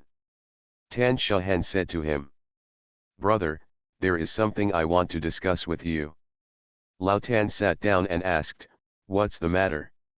"Miss Cai's place, the 5 billion added last year, I always feel uneasy," Tan Shahen said. Lao Tan understood and asked, "Are you thinking about the collateral?" Tan Shahen nodded. She was right. The 5 billion yuan was pledged with the entire collection of Zhang Chen's lakeside oil painting gallery. The lakeside oil painting gallery was Zhang Chen's hard work over the years, and now, the entire real estate the environment is so uncertain and risks are always there. I can't sleep at night when I think about it. Lao Tan nodded, and he was right, even if something happens, it's up to us to handle it ourselves. We can't drag Zhang Chen into the water. This is the last thing the Pole wants to see. Tan Shahen said, I don't want to either. I was just thinking that my shares in Jinxia Group, based on the current stock price of our company, have already exceeded 5 billion. I want to discuss with Miss CAI whether I can use my shares to collateral is replaced. It's a bit uncertain, Lao Tan said. You can add my shares to increase the value of the collateral, but even so, it is far less than the value of Zhang Chen's collection. For financial institutions, replacement mortgage, it's okay to exchange big things for small things, but they will definitely not agree to exchanging small things for big things. Tan Shahen nodded. I am also worried about this, so I think, if it doesn't work, we will redeem these corporate bonds in advance. We have this ability now. Of course, in this way, our cash reserves will be reduced by 5,100 million, so I think we need to look for new sources of funds at the same time. If MSCAI does not agree to the replacement, we will start to redeem the corporate bonds in advance on the one hand. At the same time, we will use equity pledges to raise new funds to ensure that the cash reserves are not reduced, so that we do not panic. If this is the case, we need to move faster, Lao Tan said. If a new round of regulation begins and new funds are not in place, refinancing will be difficult. Tan Shahen smiled and said, we can still handle it, but we want to take advantage of the opportunity to go down to buy projects and land plans, and we may have to lose weight. Even so, I still want to make this call to Miss CAI. Lao Tan said, okay, you can fight, I have no problem here.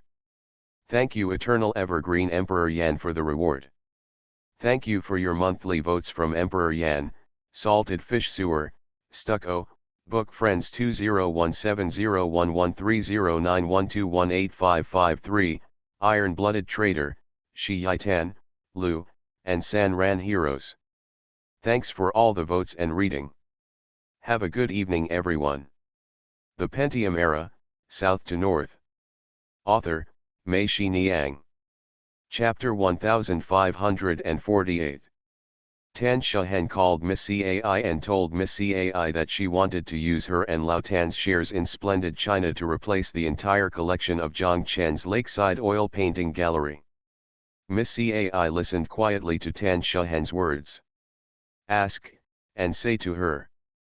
MS-10, I want to remind you that Mr. Zhang used the entire collection of his art museum as pledge, and the guarantee provided not only covers the 5 billion, but also covers the previous 4.5 billion.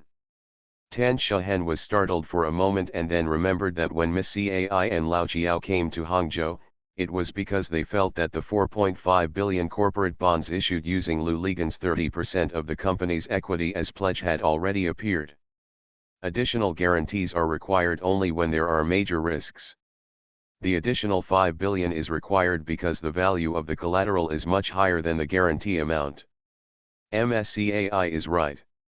The collection of Zhang Chen Art Museum not only guarantees the next 5 billion, but also covers the first 4.5 billion. If this is the case, if Tan Shahen and the others want to redeem in advance and revoke Zhang Chen's guarantee, they will not have to pay back 5 billion, but 9.5 billion. MS-10, have you contacted Mr. Lu now? Miss CAI asked. Tan Shahen sighed softly and said no. Okay, Miss Tan, let's just stop here. Okay, Miss CAI said. Tan Shahen said yes, thank you, Miss CAI. Miss CAI said goodbye and hung up the phone. No consent, Lao Tan asked. Tan Shahen shook her head. She told Lao Tan what Miss CAI reminded her on the phone, and said with a wry smile. She finally asked me if I had contacted the Pole. She was reminding me that the risk of 4.5 billion is still there. These financial people, I really admire them, They always speak half a sentence. Lao Tan sighed, if this is the case, then if we redeem it early, we will need 9.5 billion, which will definitely cause a shortage of capital reserves. It's not just that, Tan Shahan said, the announcement may cause fluctuations in the company's stock price, making our equity valuation even lower. Also, even if we find new funds and pledge our equity, there is nothing we can do about it. If we contact him, there will be no way to pledge his share of the equity. In this way, we will spend 9.5 billion to redeem it in advance, but the new funds will be discounted. Lao Tan said, we still have to find new funds. As long as the new funds can be implemented well, I think if we give a discount, it will be a discount. If we lose 4 to 5 billion, we will not be unable to survive. The worst is, as you said, we need to lose weight, but just to lose weight, I think we also need to do this. Zhang Chen helped us get through the most difficult time, we can't always rely on him. Tan Shahan said, yes, I will do a thorough review of our own family first, and then contact Lao Chiao. Lao Tan said yes. Tan Shahan called Mr. Chiao from Shenzhen Angzhen Trust and told him the matter. Mr. Chiao asked, Dr. Tan, did Mr. Zhang make this request? Tan Shahan said no, he didn't even know about it. It was Lao Tan and I who felt sorry for it after so long. Although our company has no problems at all now, you also know under what circumstances Mr. Zhang did it for us. Guaranteed, Lao Tan told me very well before. He said that we cannot always rely on Mr. Zhang. I understand, Mr. Chiao said. Your idea is that if MSCAI and Fubon Financial Holdings agree to use your and Lao Tan's shares to replace Mr. Zhang's collateral, you can continue. Otherwise, you can proceed in advance. Redemption, right. Tan Shahan is right, but after the early redemption, the company suddenly lost 9.5 billion in cash and would be very nervous, so we still hope to find new funds and use Lao Tan's and mine's equity as pledge to get it back. Part of the funds. Mr. Lu still can't be reached, right? Mr. Chiao asked. Tan Shahan was right, so there was no way to remortgage his share of the equity. Mr. Chiao thought for a moment on the other end of the phone and said, there is another way, Director Tan. What can we do? Tan Shahan asked. Let me see if it is possible to find new funds for your and Mr. Tan's equity. The 30% of Mr. Liu's equity has been fully pledged with MSCAI. There is no need to go through any additional procedures. I and MSCAI will discuss whether we can make impairment pledges. Even if we can get 15 to 2 billion, it will be good for you, Mr. Chiao said. Tan Shahan's eyes lit up and she shouted, if this is the case, that would be great. You guys are smarter in finance. I never thought of this. Thank you, Mr. Chiao. Mr. Chiao smiled and said, don't thank me in a hurry. This is just an idea of mine. I don't know whether MSCAI agrees with it or not. In this way, I will first implement the new funds.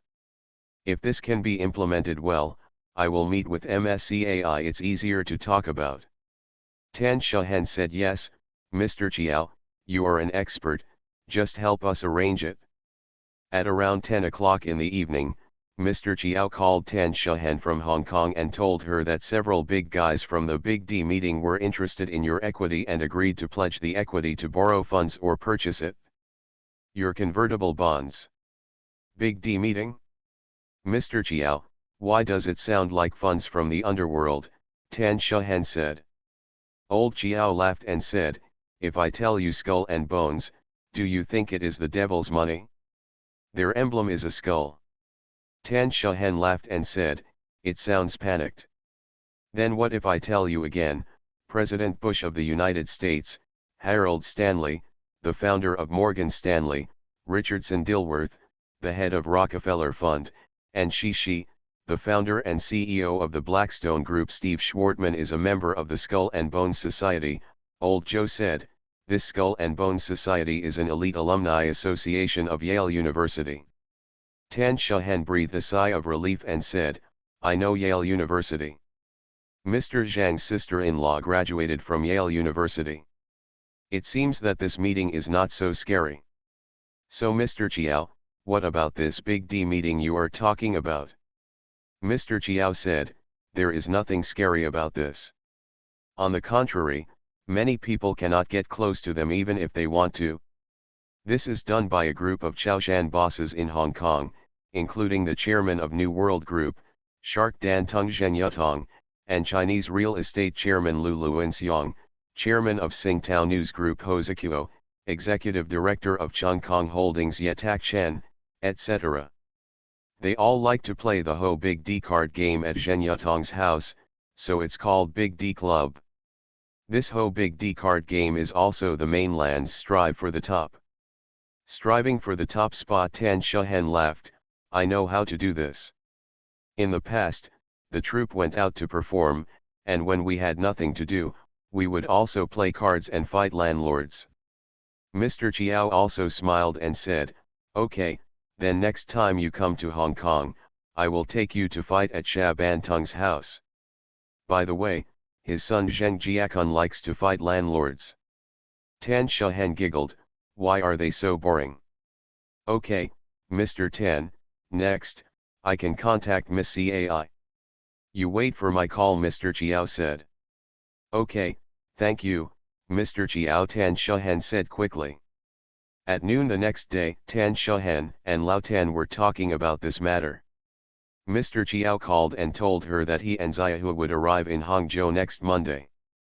Mr. Tan, I will send you the flight number when I arrive. After Lao Chiao finished speaking, he hung up the phone. This Lao Chiao is mysterious when he starts to do something. Others only say half a sentence, but he is even more powerful. He cuts off the beginning and the end and only speaks a third of the words. Tan Shehen said to Lao Tan. Neither of them could figure out what Xiahua and Lao Chiao were doing together this time, and they didn't know how Miss Cai made the decision. But since Miss Cai had to tell Lao Chiao that Xiahua was coming to Hangzhou, Tan Shehen felt that it was inconvenient for her to call her again. How about asking the National Army to ask, Lao Tan said. Tan Shehen shook her head. She said forget it, let's go straight to the duel. We don't know if Miss Cai wants to let Brother Lu know about Xiahua's arrival. We can wait until Xiahua arrives. As soon as Tan Shehen finished speaking, her cell phone rang. Tan Shehen took one look at it and laughed, telling Lao Tan that it was Cao's phone number. The caller was none other than Lu Bang, the great ancestor of the Han dynasty, whom the two of them were talking about. Tan Shehen picked up the call and called, hello, Brother Lu. Hello, Zhen Zhen, Miss Cai called me just now. She told me that next Monday, Xiahua and Lao Chiao are coming to Hangzhou and asked me to take care of Xiahua and said that he will stay here for a while. Zhen Zhen, do you have new business with Miss Cai now? Lu Bang, the emperor of the Han dynasty, asked. Tan Shehen said that it is not a new business, it is the original business and she wants to do it in a different way. Tan Shehen told Han Jiaozu Lu Bang that they wanted to use her and Lao Tan's equity to replace Zhang Chen's collateral. Han Jiaozu Lu Bang said yes, I understand. Just after hanging up the call from Lu Bang, the founder of Han dynasty, Tan Shehen's phone rang again. She looked at it, raised her head and said to Lao Tan, Zhang Chen's call couldn't be such a coincidence, right? Lao Tan also felt strange, why all the people gathered together at once. Lao Tan and Tan Shehen said, you take it. Tan Shehen picked up the phone, and as soon as the call came through, Zhang Chen cursed on the phone, Tan Shehen, are you too busy? What are you doing when you have nothing to do? Tan Shehen asked curiously, what's wrong with me? MSCAI called me earlier and asked me if I asked you to replace my collateral and if I wanted to sell some of the collection. I was confused by her question and I said that I didn't want to sell any of it. She said it was you who called her, Tan Shehen, Zhang Chen asked. Tan Shehen said yes. Brother Tan and I discussed it and we thought we should do it. If we don't, I won't be able to sleep well at night. What do you mean? Zhang Chen asked.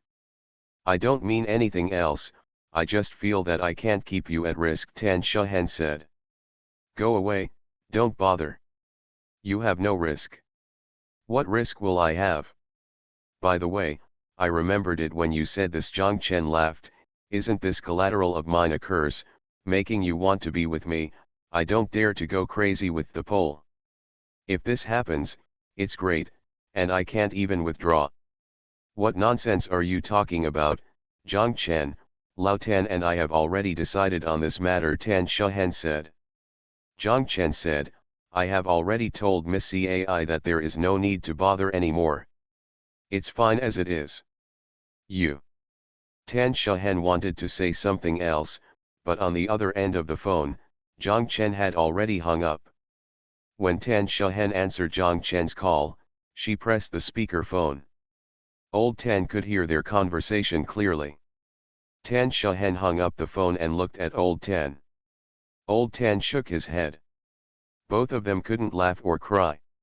Tan Shahen frowned and said, Brother Tan, do you think this matter is not like Miss Cai's style? Lao Tan thought for a moment and he was also confused. He thought that Miss Cai called Lao Chiao and asked Lao Chiao to inform them that he and Xiaohu would come to Hangzhou next Monday. Everything was normal. Later she called Liu Bang, the great ancestor of the Han dynasty, and then it's not normal to call Zhang Chen. It's really not like Miss Cai's style. What is she doing? Next Monday, will Xiaohu and Lao Chiao still come?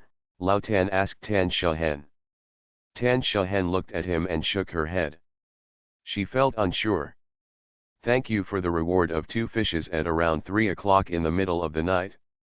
Thank you Yusi Yuan, look at the landscape, Yuangzi, Tampai, I'm so annoyed. Book friends 2018090622320494, Fantasy in the Wind, No Penetration, Mao, Lang 68, Humorous Tribe, the latest issue of System News, Lao Shenzasang's monthly ticket. Thanks for all the votes and reading. I wish you all good health. The Pentium Era, South to North. Author, Mei Shi Niang. Chapter 1549. On Sunday, Tan Shahen received a text message from Mr. Chiao, telling her the flight number. They would arrive in Hangzhou at around 4 o'clock tomorrow afternoon. So, Xiaohu is still here. After receiving a text message from Mr. Chiao, Tan Shahen murmured in her heart. Zhang Chen clearly told Miss Cai that there was no need to replace it, just keep it as it is. Zhang Chen told her so, but she still let Xiaohu come. What does this mean? Could it be that Xiaohu didn't come here for their business, but just wanted to come to Hangzhou to stay for a while, as Liu Bang, the emperor of the Han dynasty, said? But in that case, there is no need for Lao Chiao to accompany him. Apparently, it's still their business. Tan Shahen and Han Emperor Liu Bang went to the airport to pick up Lao Chiao and Xiaohu. When Xiaohu saw Han Emperor Liu Bang, he first called him Uncle Liu with a smile, and then greeted Tan Shahen. Lao Chiao stood behind Xiaohu and nodded to Tan Shahen. Tan Shahen said Zi didn't know what he meant by nodding. He was just saying hello, or was he hinting at something to her? Next, when shaking hands with Tan Shahen, Lao Chiao said, okay. Then he stopped talking. If it were Zhang Chen, Tan Shahen would definitely have punched him at this time. How can he be so hesitant? If you keep a few more words in your heart, will there be interest or something? What's better? Tan Shahen asked. Lao Chiao pointed at Xiaohu and said to her, let's talk about it after we go to the company. However, Xiaohu is very straightforward. He is not the kind of person who likes to speak half a sentence. After hearing this, Xiaohu turned around and said to Tan Shahen. Ms. Tan, we agree to use you and Mr. Tan's equity to exchange Mr. Zhang's collateral. However, does this matter now require Mr. Zhang's consent? He seems to be opposed to this. Tan Shahen breathed a sigh of relief, and a stone fell to the ground. She said to Xiahua, "Okay, I'll ask him to come to the company." Xiahua opened his mouth, and then Lao Chiao said to Tan Shahan, "Dr. Tan, it seems that you have no chance to play ho with Shark Dan Tung." Tan Shahan smiled and said, "This is the best. I would rather drink tea with Miss Cai." Lu Bang, the founder of the Han dynasty, and Xiao Hu both laughed. It seemed that they both knew what Shark Bian Tong and Ho Big D meant. When they arrived at Kiashi Academy, Zhang Chen had already arrived. Tan Shahan asked Xiaohu and Lao Chiao to go to her office.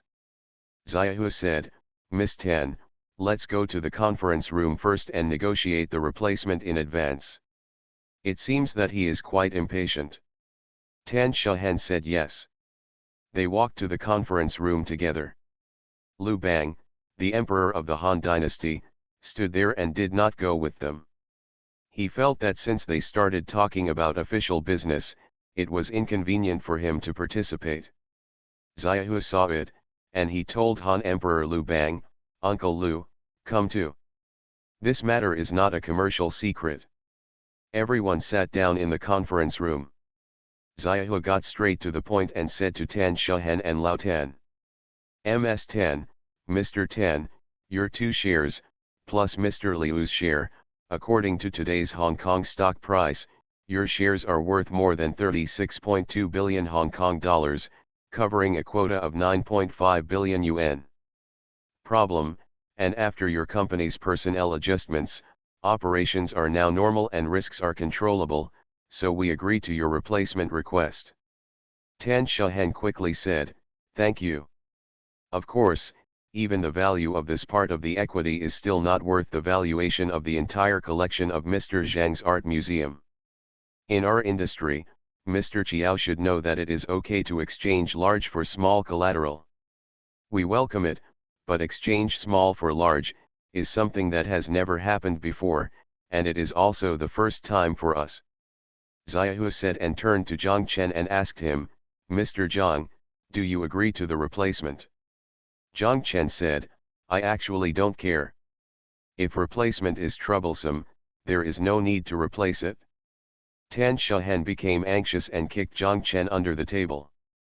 Xiaohu laughed and said, "Mr. Zhang's answer was completely within the chairman's expectation." The chairman Xiaohu was talking about was his mother, Miss Cai.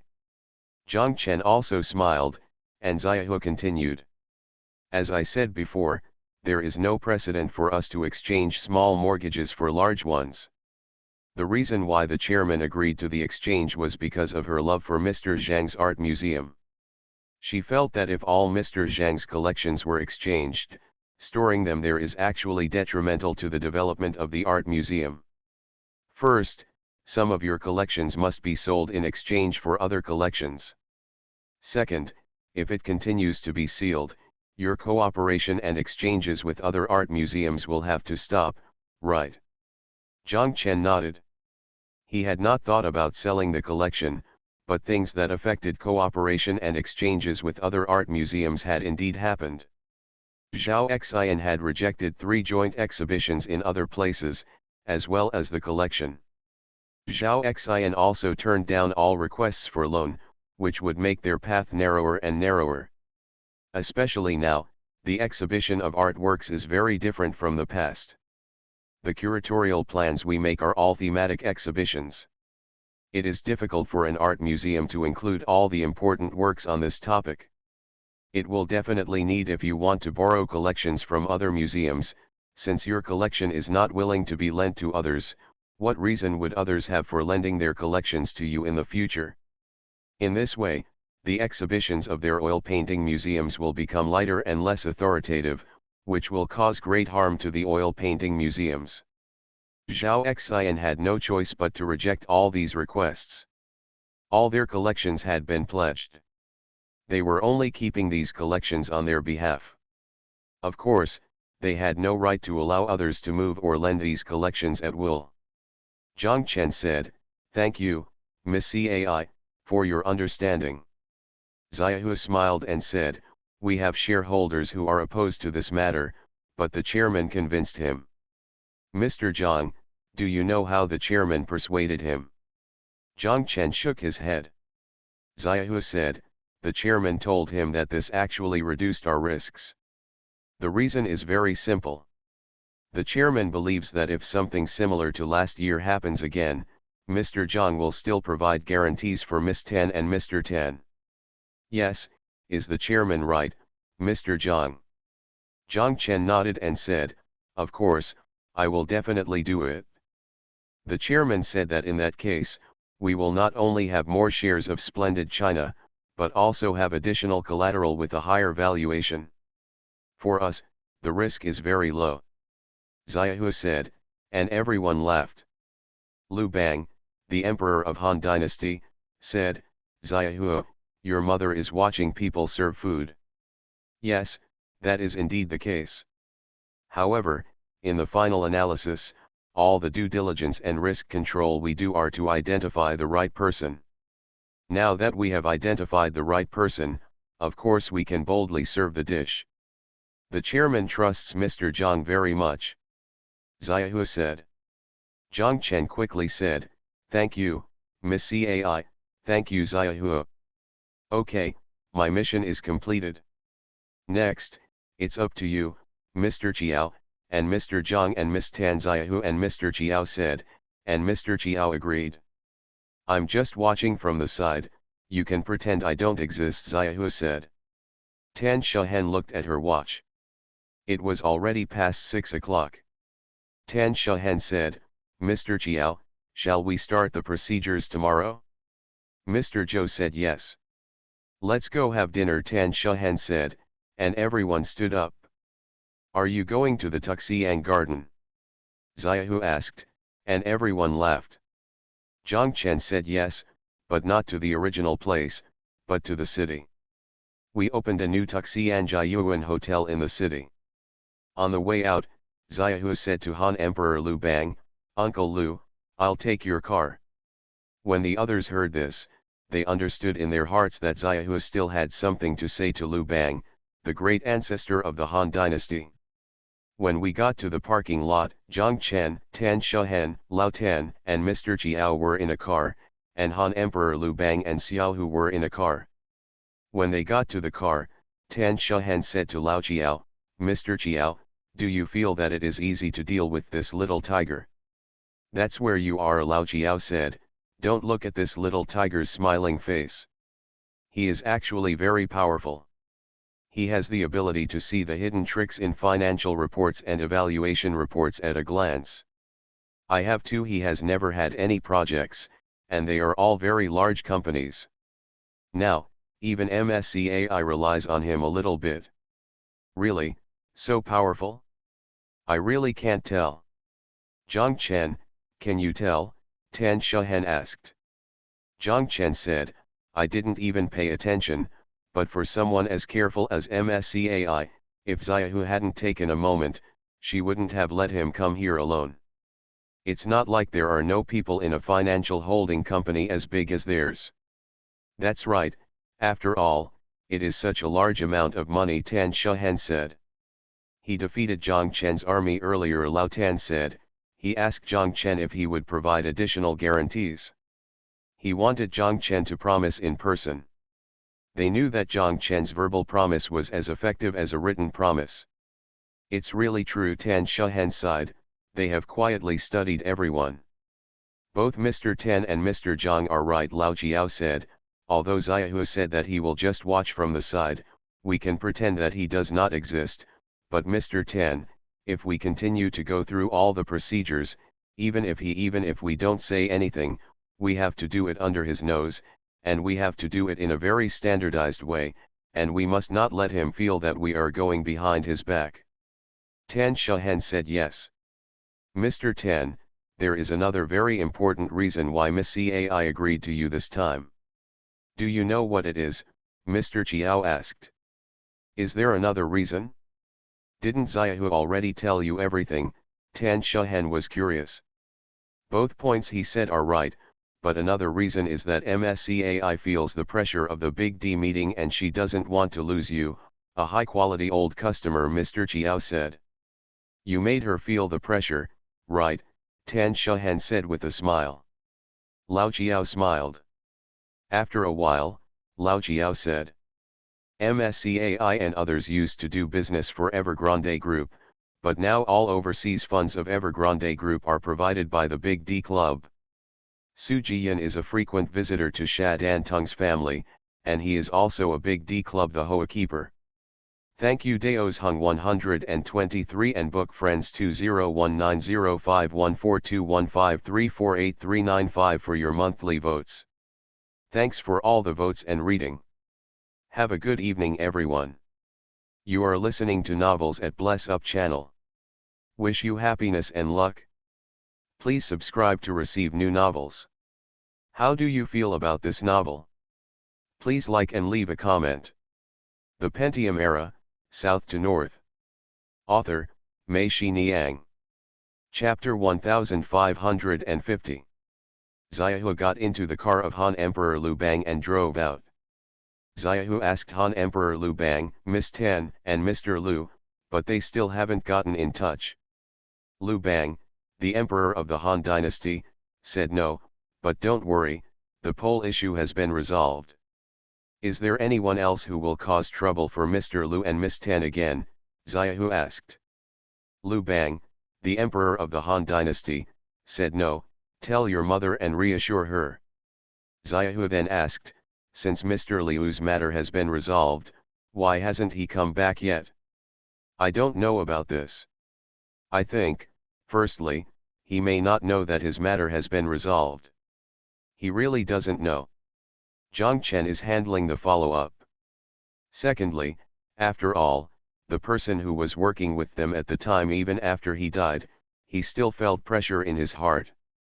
Lu Bang, the emperor of the Han dynasty, said, if he comes back, the family members of the deceased will definitely come to him. Why they owe so much money and why the deceased died is still a mystery.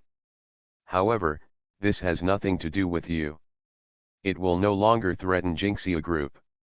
I know Xiaohu said, my mother cares about Mr. Lu, not only because she is worried about the risks, but also feels that it is a pity. My mother recognizes Mr. Liu's abilities and feels that if he is in splendid China, he may be able to do more. I say this, it's not to deny Miss Tan's ability, but it's a question of 1 + 1 being greater than 2. My mother said that they work together and work well together. Lu Bang, the emperor of the Han dynasty, nodded and said it was true. The Pole had a strong overall view and foresight, and was very sensitive, like a leopard lurking there. Zhen Zhen was more delicate and could handle things without leakage and take care of all aspects. Your mother is right. By the way, Xiaohu, your mother said that she wants you to stay in Hangzhou for a while. What do you mean? Just because of this? I think this matter can be completed in 2 or 3 days. Lu Bang, the emperor of the Han dynasty, said. Xiaohu smiled and said, there is nothing specific, just let me follow you, follow brother Zhang, and let me get along with you more. Lu Bang, the emperor of the Han dynasty, joked, spy on us. No way, if you want to monitor, you should also monitor Miss Tan and the others. How could it be you? Xiaohu said and sighed. What's wrong, Xiaohu? My mother said that she felt that you and Awen were much happier after arriving in the mainland. Xiaohu said. This is true. Lu Bang, the emperor of the Han dynasty, said, now we are asked to go back to Taipei. We are probably not used to it.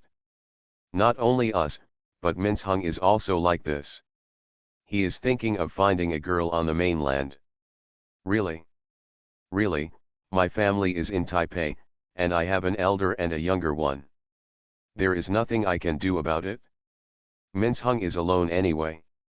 He wants to take root in the mainland for a long time like Awen. Lu Bang, the emperor of the Han dynasty, said.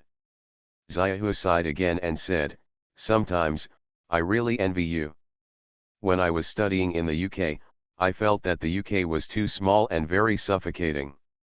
When I have time, I always like to drive through the undersea tunnel. I ran to mainland Europe and returned to Taiwan, feeling even more breathless.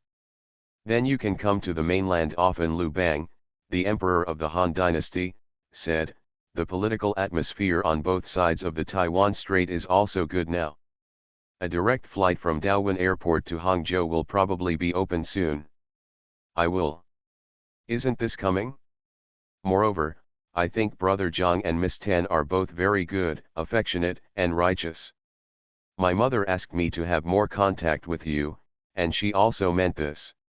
She said, as we in this industry, it is easy for people to become cold-blooded and inhumane, but if a person has no humanity, he is destined to be unhappy in his life, and it will be useless no matter how much money he makes, Xiahua said. Lu Bang, the emperor of the Han dynasty, nodded and said, your mother is right. When I was a child, the old veterans I saw in the military dependence villages were different from the Taiwanese people today. At that time, I envied their deep brotherhood.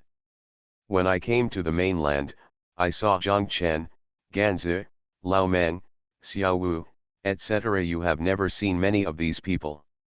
From them, I saw the qualities of those old veterans. Compared with Taiwanese, mainlanders are less petty and less motorcycle driven. This is probably why I like to stay in mainland China. Xiahua was silent. By the way, how are your mother and father now?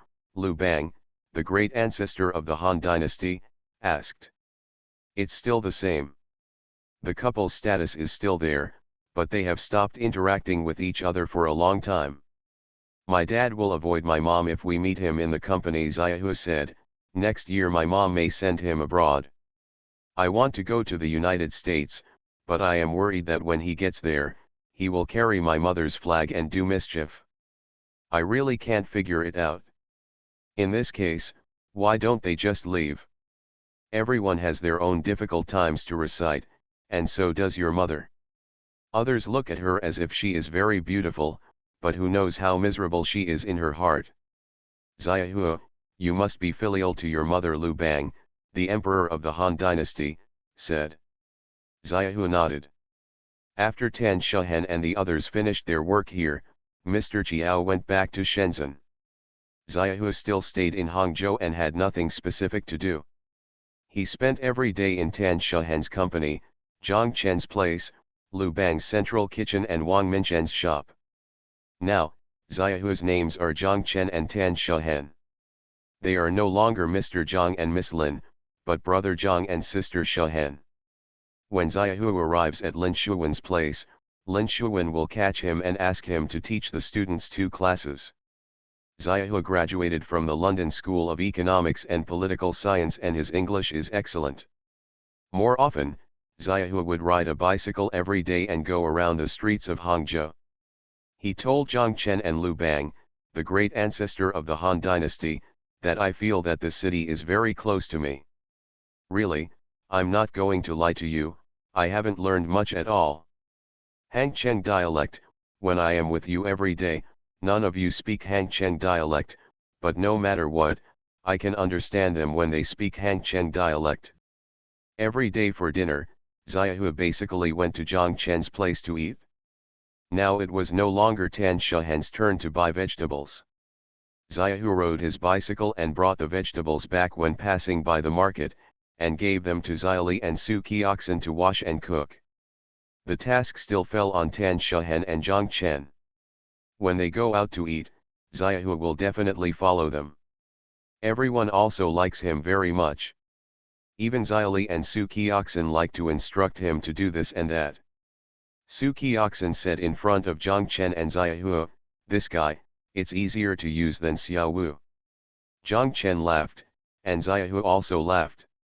A few days in between, Xiahua asked Zhang Chen to borrow a car, saying that he was going to Kunshan, where there were many Taiwanese businessmen who were customers of Fuban Financial Holdings, and Xiahua wanted to visit. Zhang Chen was worried that he was alone. After all, he was a son of a wealthy family. Others did not know his identity, but the Taiwanese in Kunshan knew it. Zhang Chen felt that for the sake of safety, he asked Xiao Wu to accompany him.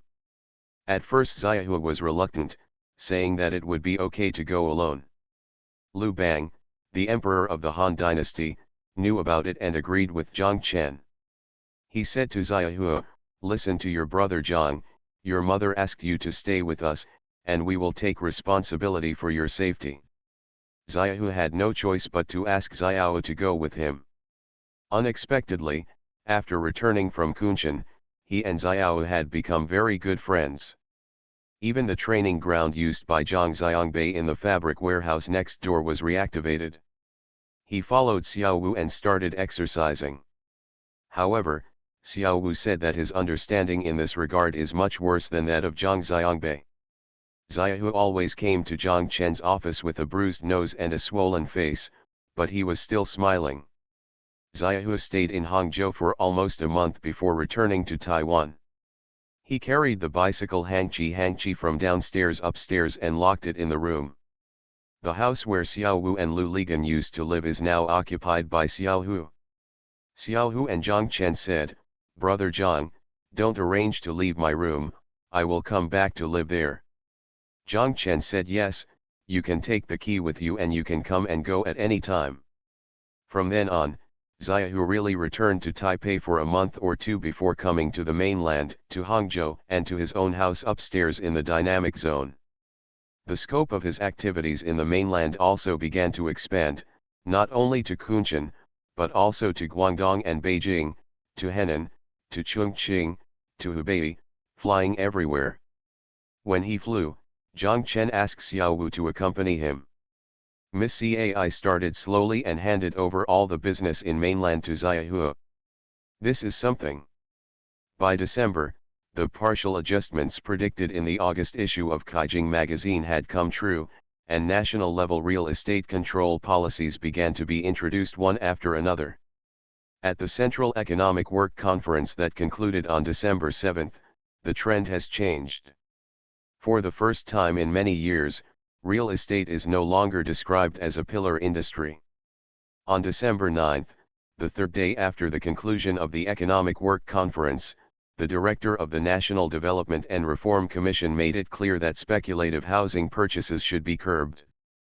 Public opinion believed that this was a clear signal from the competent authorities to curb high housing prices. On the afternoon of the same day, the State Council executive meeting announced the regulation that the time limit for tax collection and exemption on personal housing transfers will be restored from 2 years to 5 years. On December 14, the State Council executive meeting proposed 4 major measures to promote the healthy development of the real estate market: increasing supply, curbing speculation, strengthening supervision, and promoting the construction of affordable housing. This is commonly known as the 4 national measures. The meeting also made it clear that it was necessary to curb the excessive rise in housing prices. From December 9 to 18, in less than half a month, property market control policies were frequently implemented. From the 4 national regulations to the down payment for land must not be less than 50% to the termination of the preferential business tax policy, the central government has intensively introduced a number of real estate market control policies. Experts believe that the current real estate control measures have begun to enter a period of intensive introduction, and there may be a heavy blow in the future. Regulatory policies have been introduced intensively, causing turmoil for a while. Although everyone is still observing their effects, they have already begun to appear. The mad cow in Hangzhou's real estate market seems to have begun to slow down at the end of the year. Developers who have woken up have accelerated their housing sales. Some hot real estate projects have even begun to show signs of slow sales due to their high prices. Hangzhou's real estate market, which has been making rapid progress throughout the year, seems to have reached a crossroads again at the end of 2009. Thank you for your monthly pass. Book friends 201707152058262120. Thanks for all the votes and reading. I wish you all a happy life. The Pentium Era, South to North. Author, Mei Shi Niang. Chapter 1551.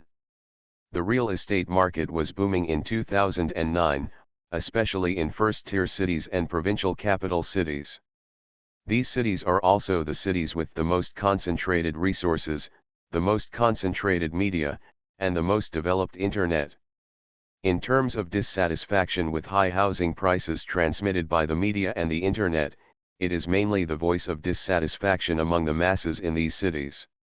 The majority of second and third-tier cities as well as the county level below are still ignorant of the term real estate, and housing prices are also tepid, just like an old hen hatching eggs, lying there without any movement for several years.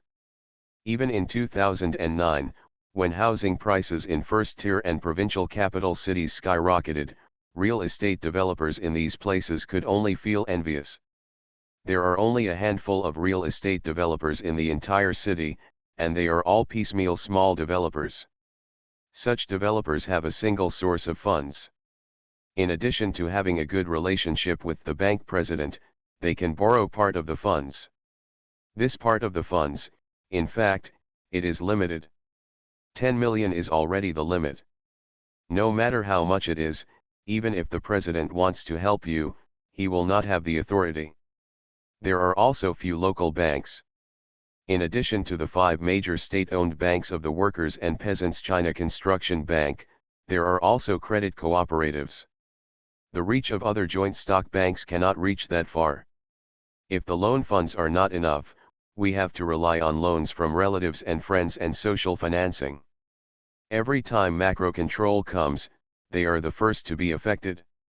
The credit scale is controlled and tightened. The higher level banks first tighten and control these prefectural and county level branches. In addition, they have few projects developed and their profits are limited. I have basically no primitive accumulation. When life is hard, I can only rely on social financing, that is, loan sharking. In 2008, the biggest impact was on the real estate developers in these small places. Some went bankrupt, some ran away, and half-finished projects were abandoned.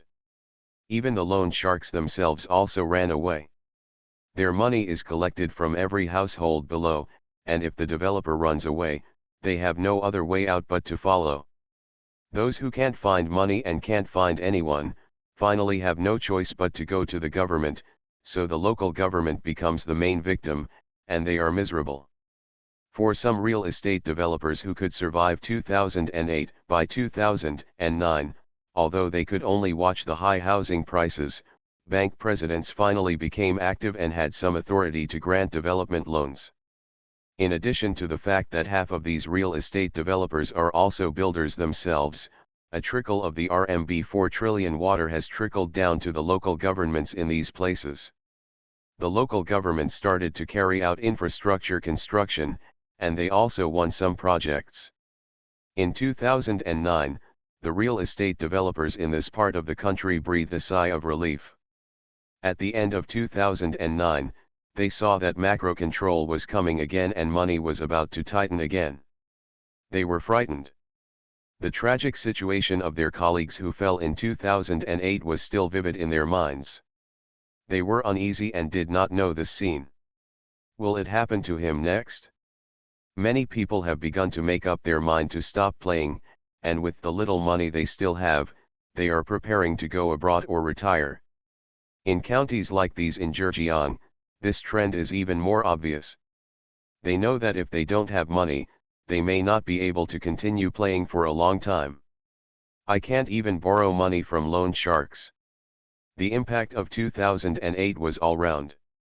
It not only impacted physical enterprises and real estate developers, but also loan sharks. If anyone is willing to do statistics, they will definitely find that it was like this in 2008, overnight.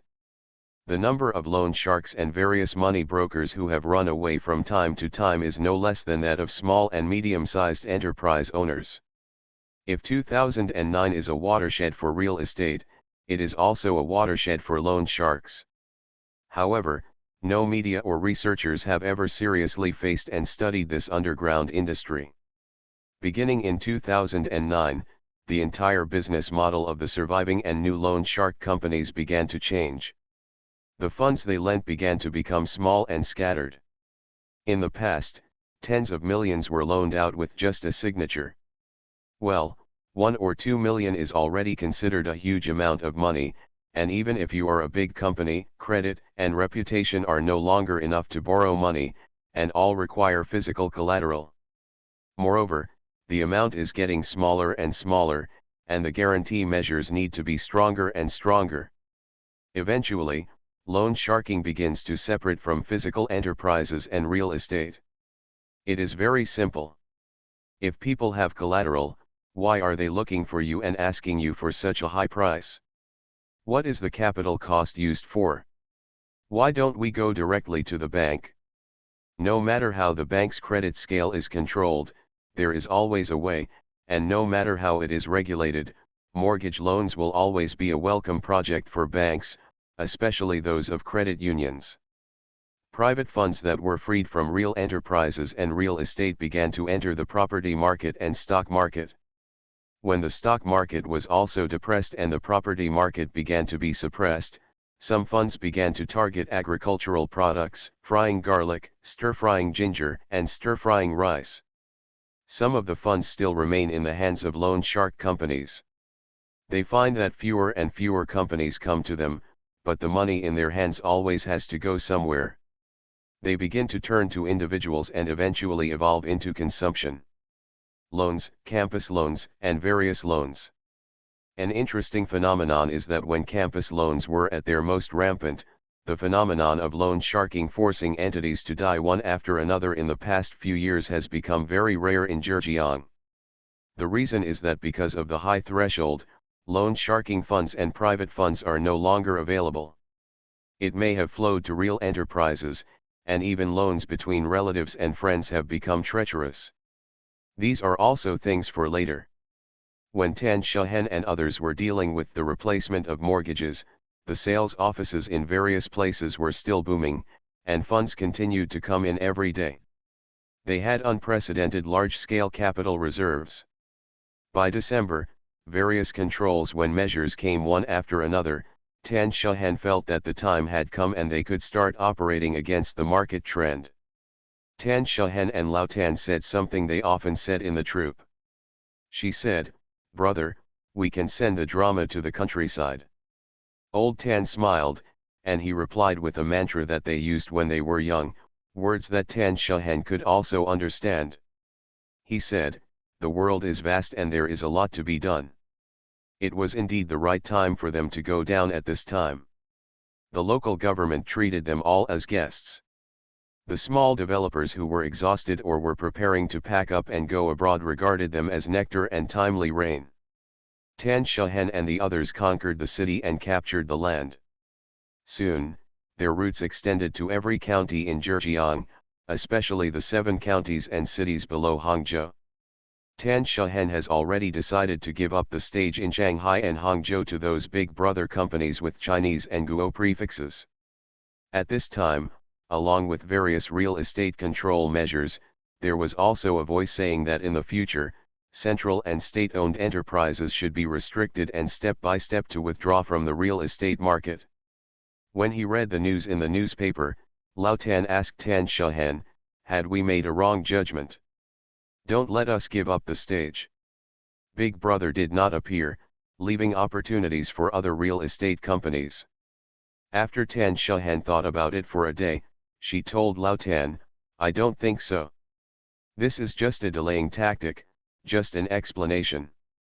Big Brother, the Earth King took too much in the second half of this year and caused trouble.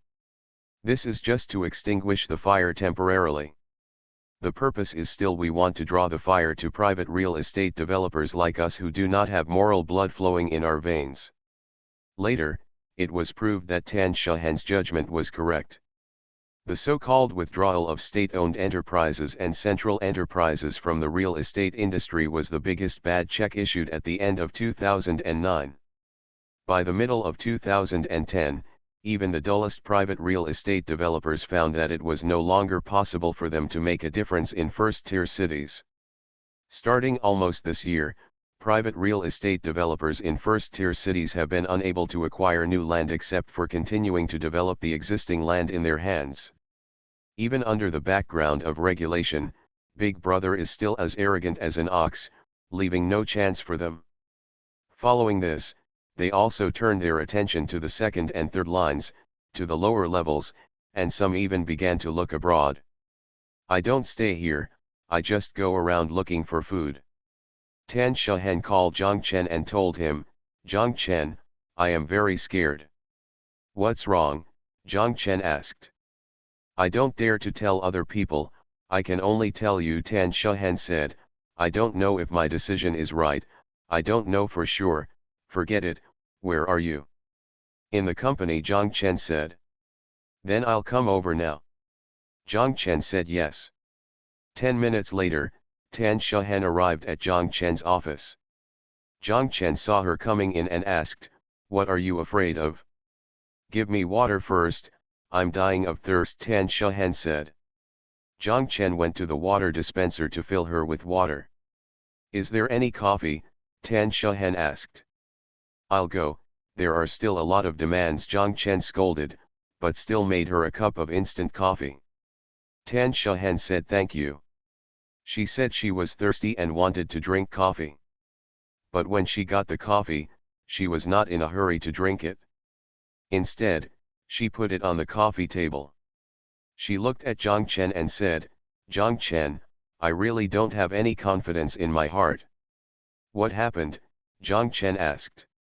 There is nothing specific, but if something happens, it will definitely be a big deal. As you know, we have basically given up on first-tier cities and shifted our focus to second-tier and third-tier cities and lower counties. We are even in Yongcheng. We have established 3 project companies, Tan Shahen said. I know, and I think you did the right thing, Zhang Chen said. How do you know I did it right? Tan Shahen asked. Zhang Chen said, feeling. Do you think it's useful? Tan Shahen said, I looked at the housing prices in various places, and I almost cried. For example, in Yongcheng, the housing prices are still 2,000 to 3,000 per square meter. What's the use of this? After one project is completed, even if it is sold out, the output value is not as good as when I sold half a building in Hangzhou, and the profit is even pitiful. How can a company as big as ours sustain projects like this? Also, even at this price, they may not be completely sold out. The annual transaction volume of houses in 7 counties and cities in Hangzhou is not as good as that in one district of Hangzhou. Now that real estate regulation has begun, I don't know if it will. The sales volume that followed was even more miserable. What should we do? Zhang Chen asked. I am getting more and more confused, so I came to ask you, Tan Shahen said.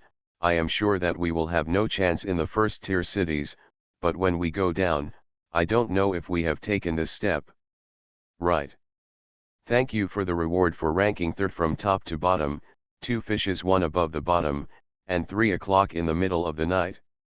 Thank you, Siver 1, Book Friends 1202111022076991, Tamagotchi, Yuingzi, Book Friends 201707241126511879 for your monthly votes.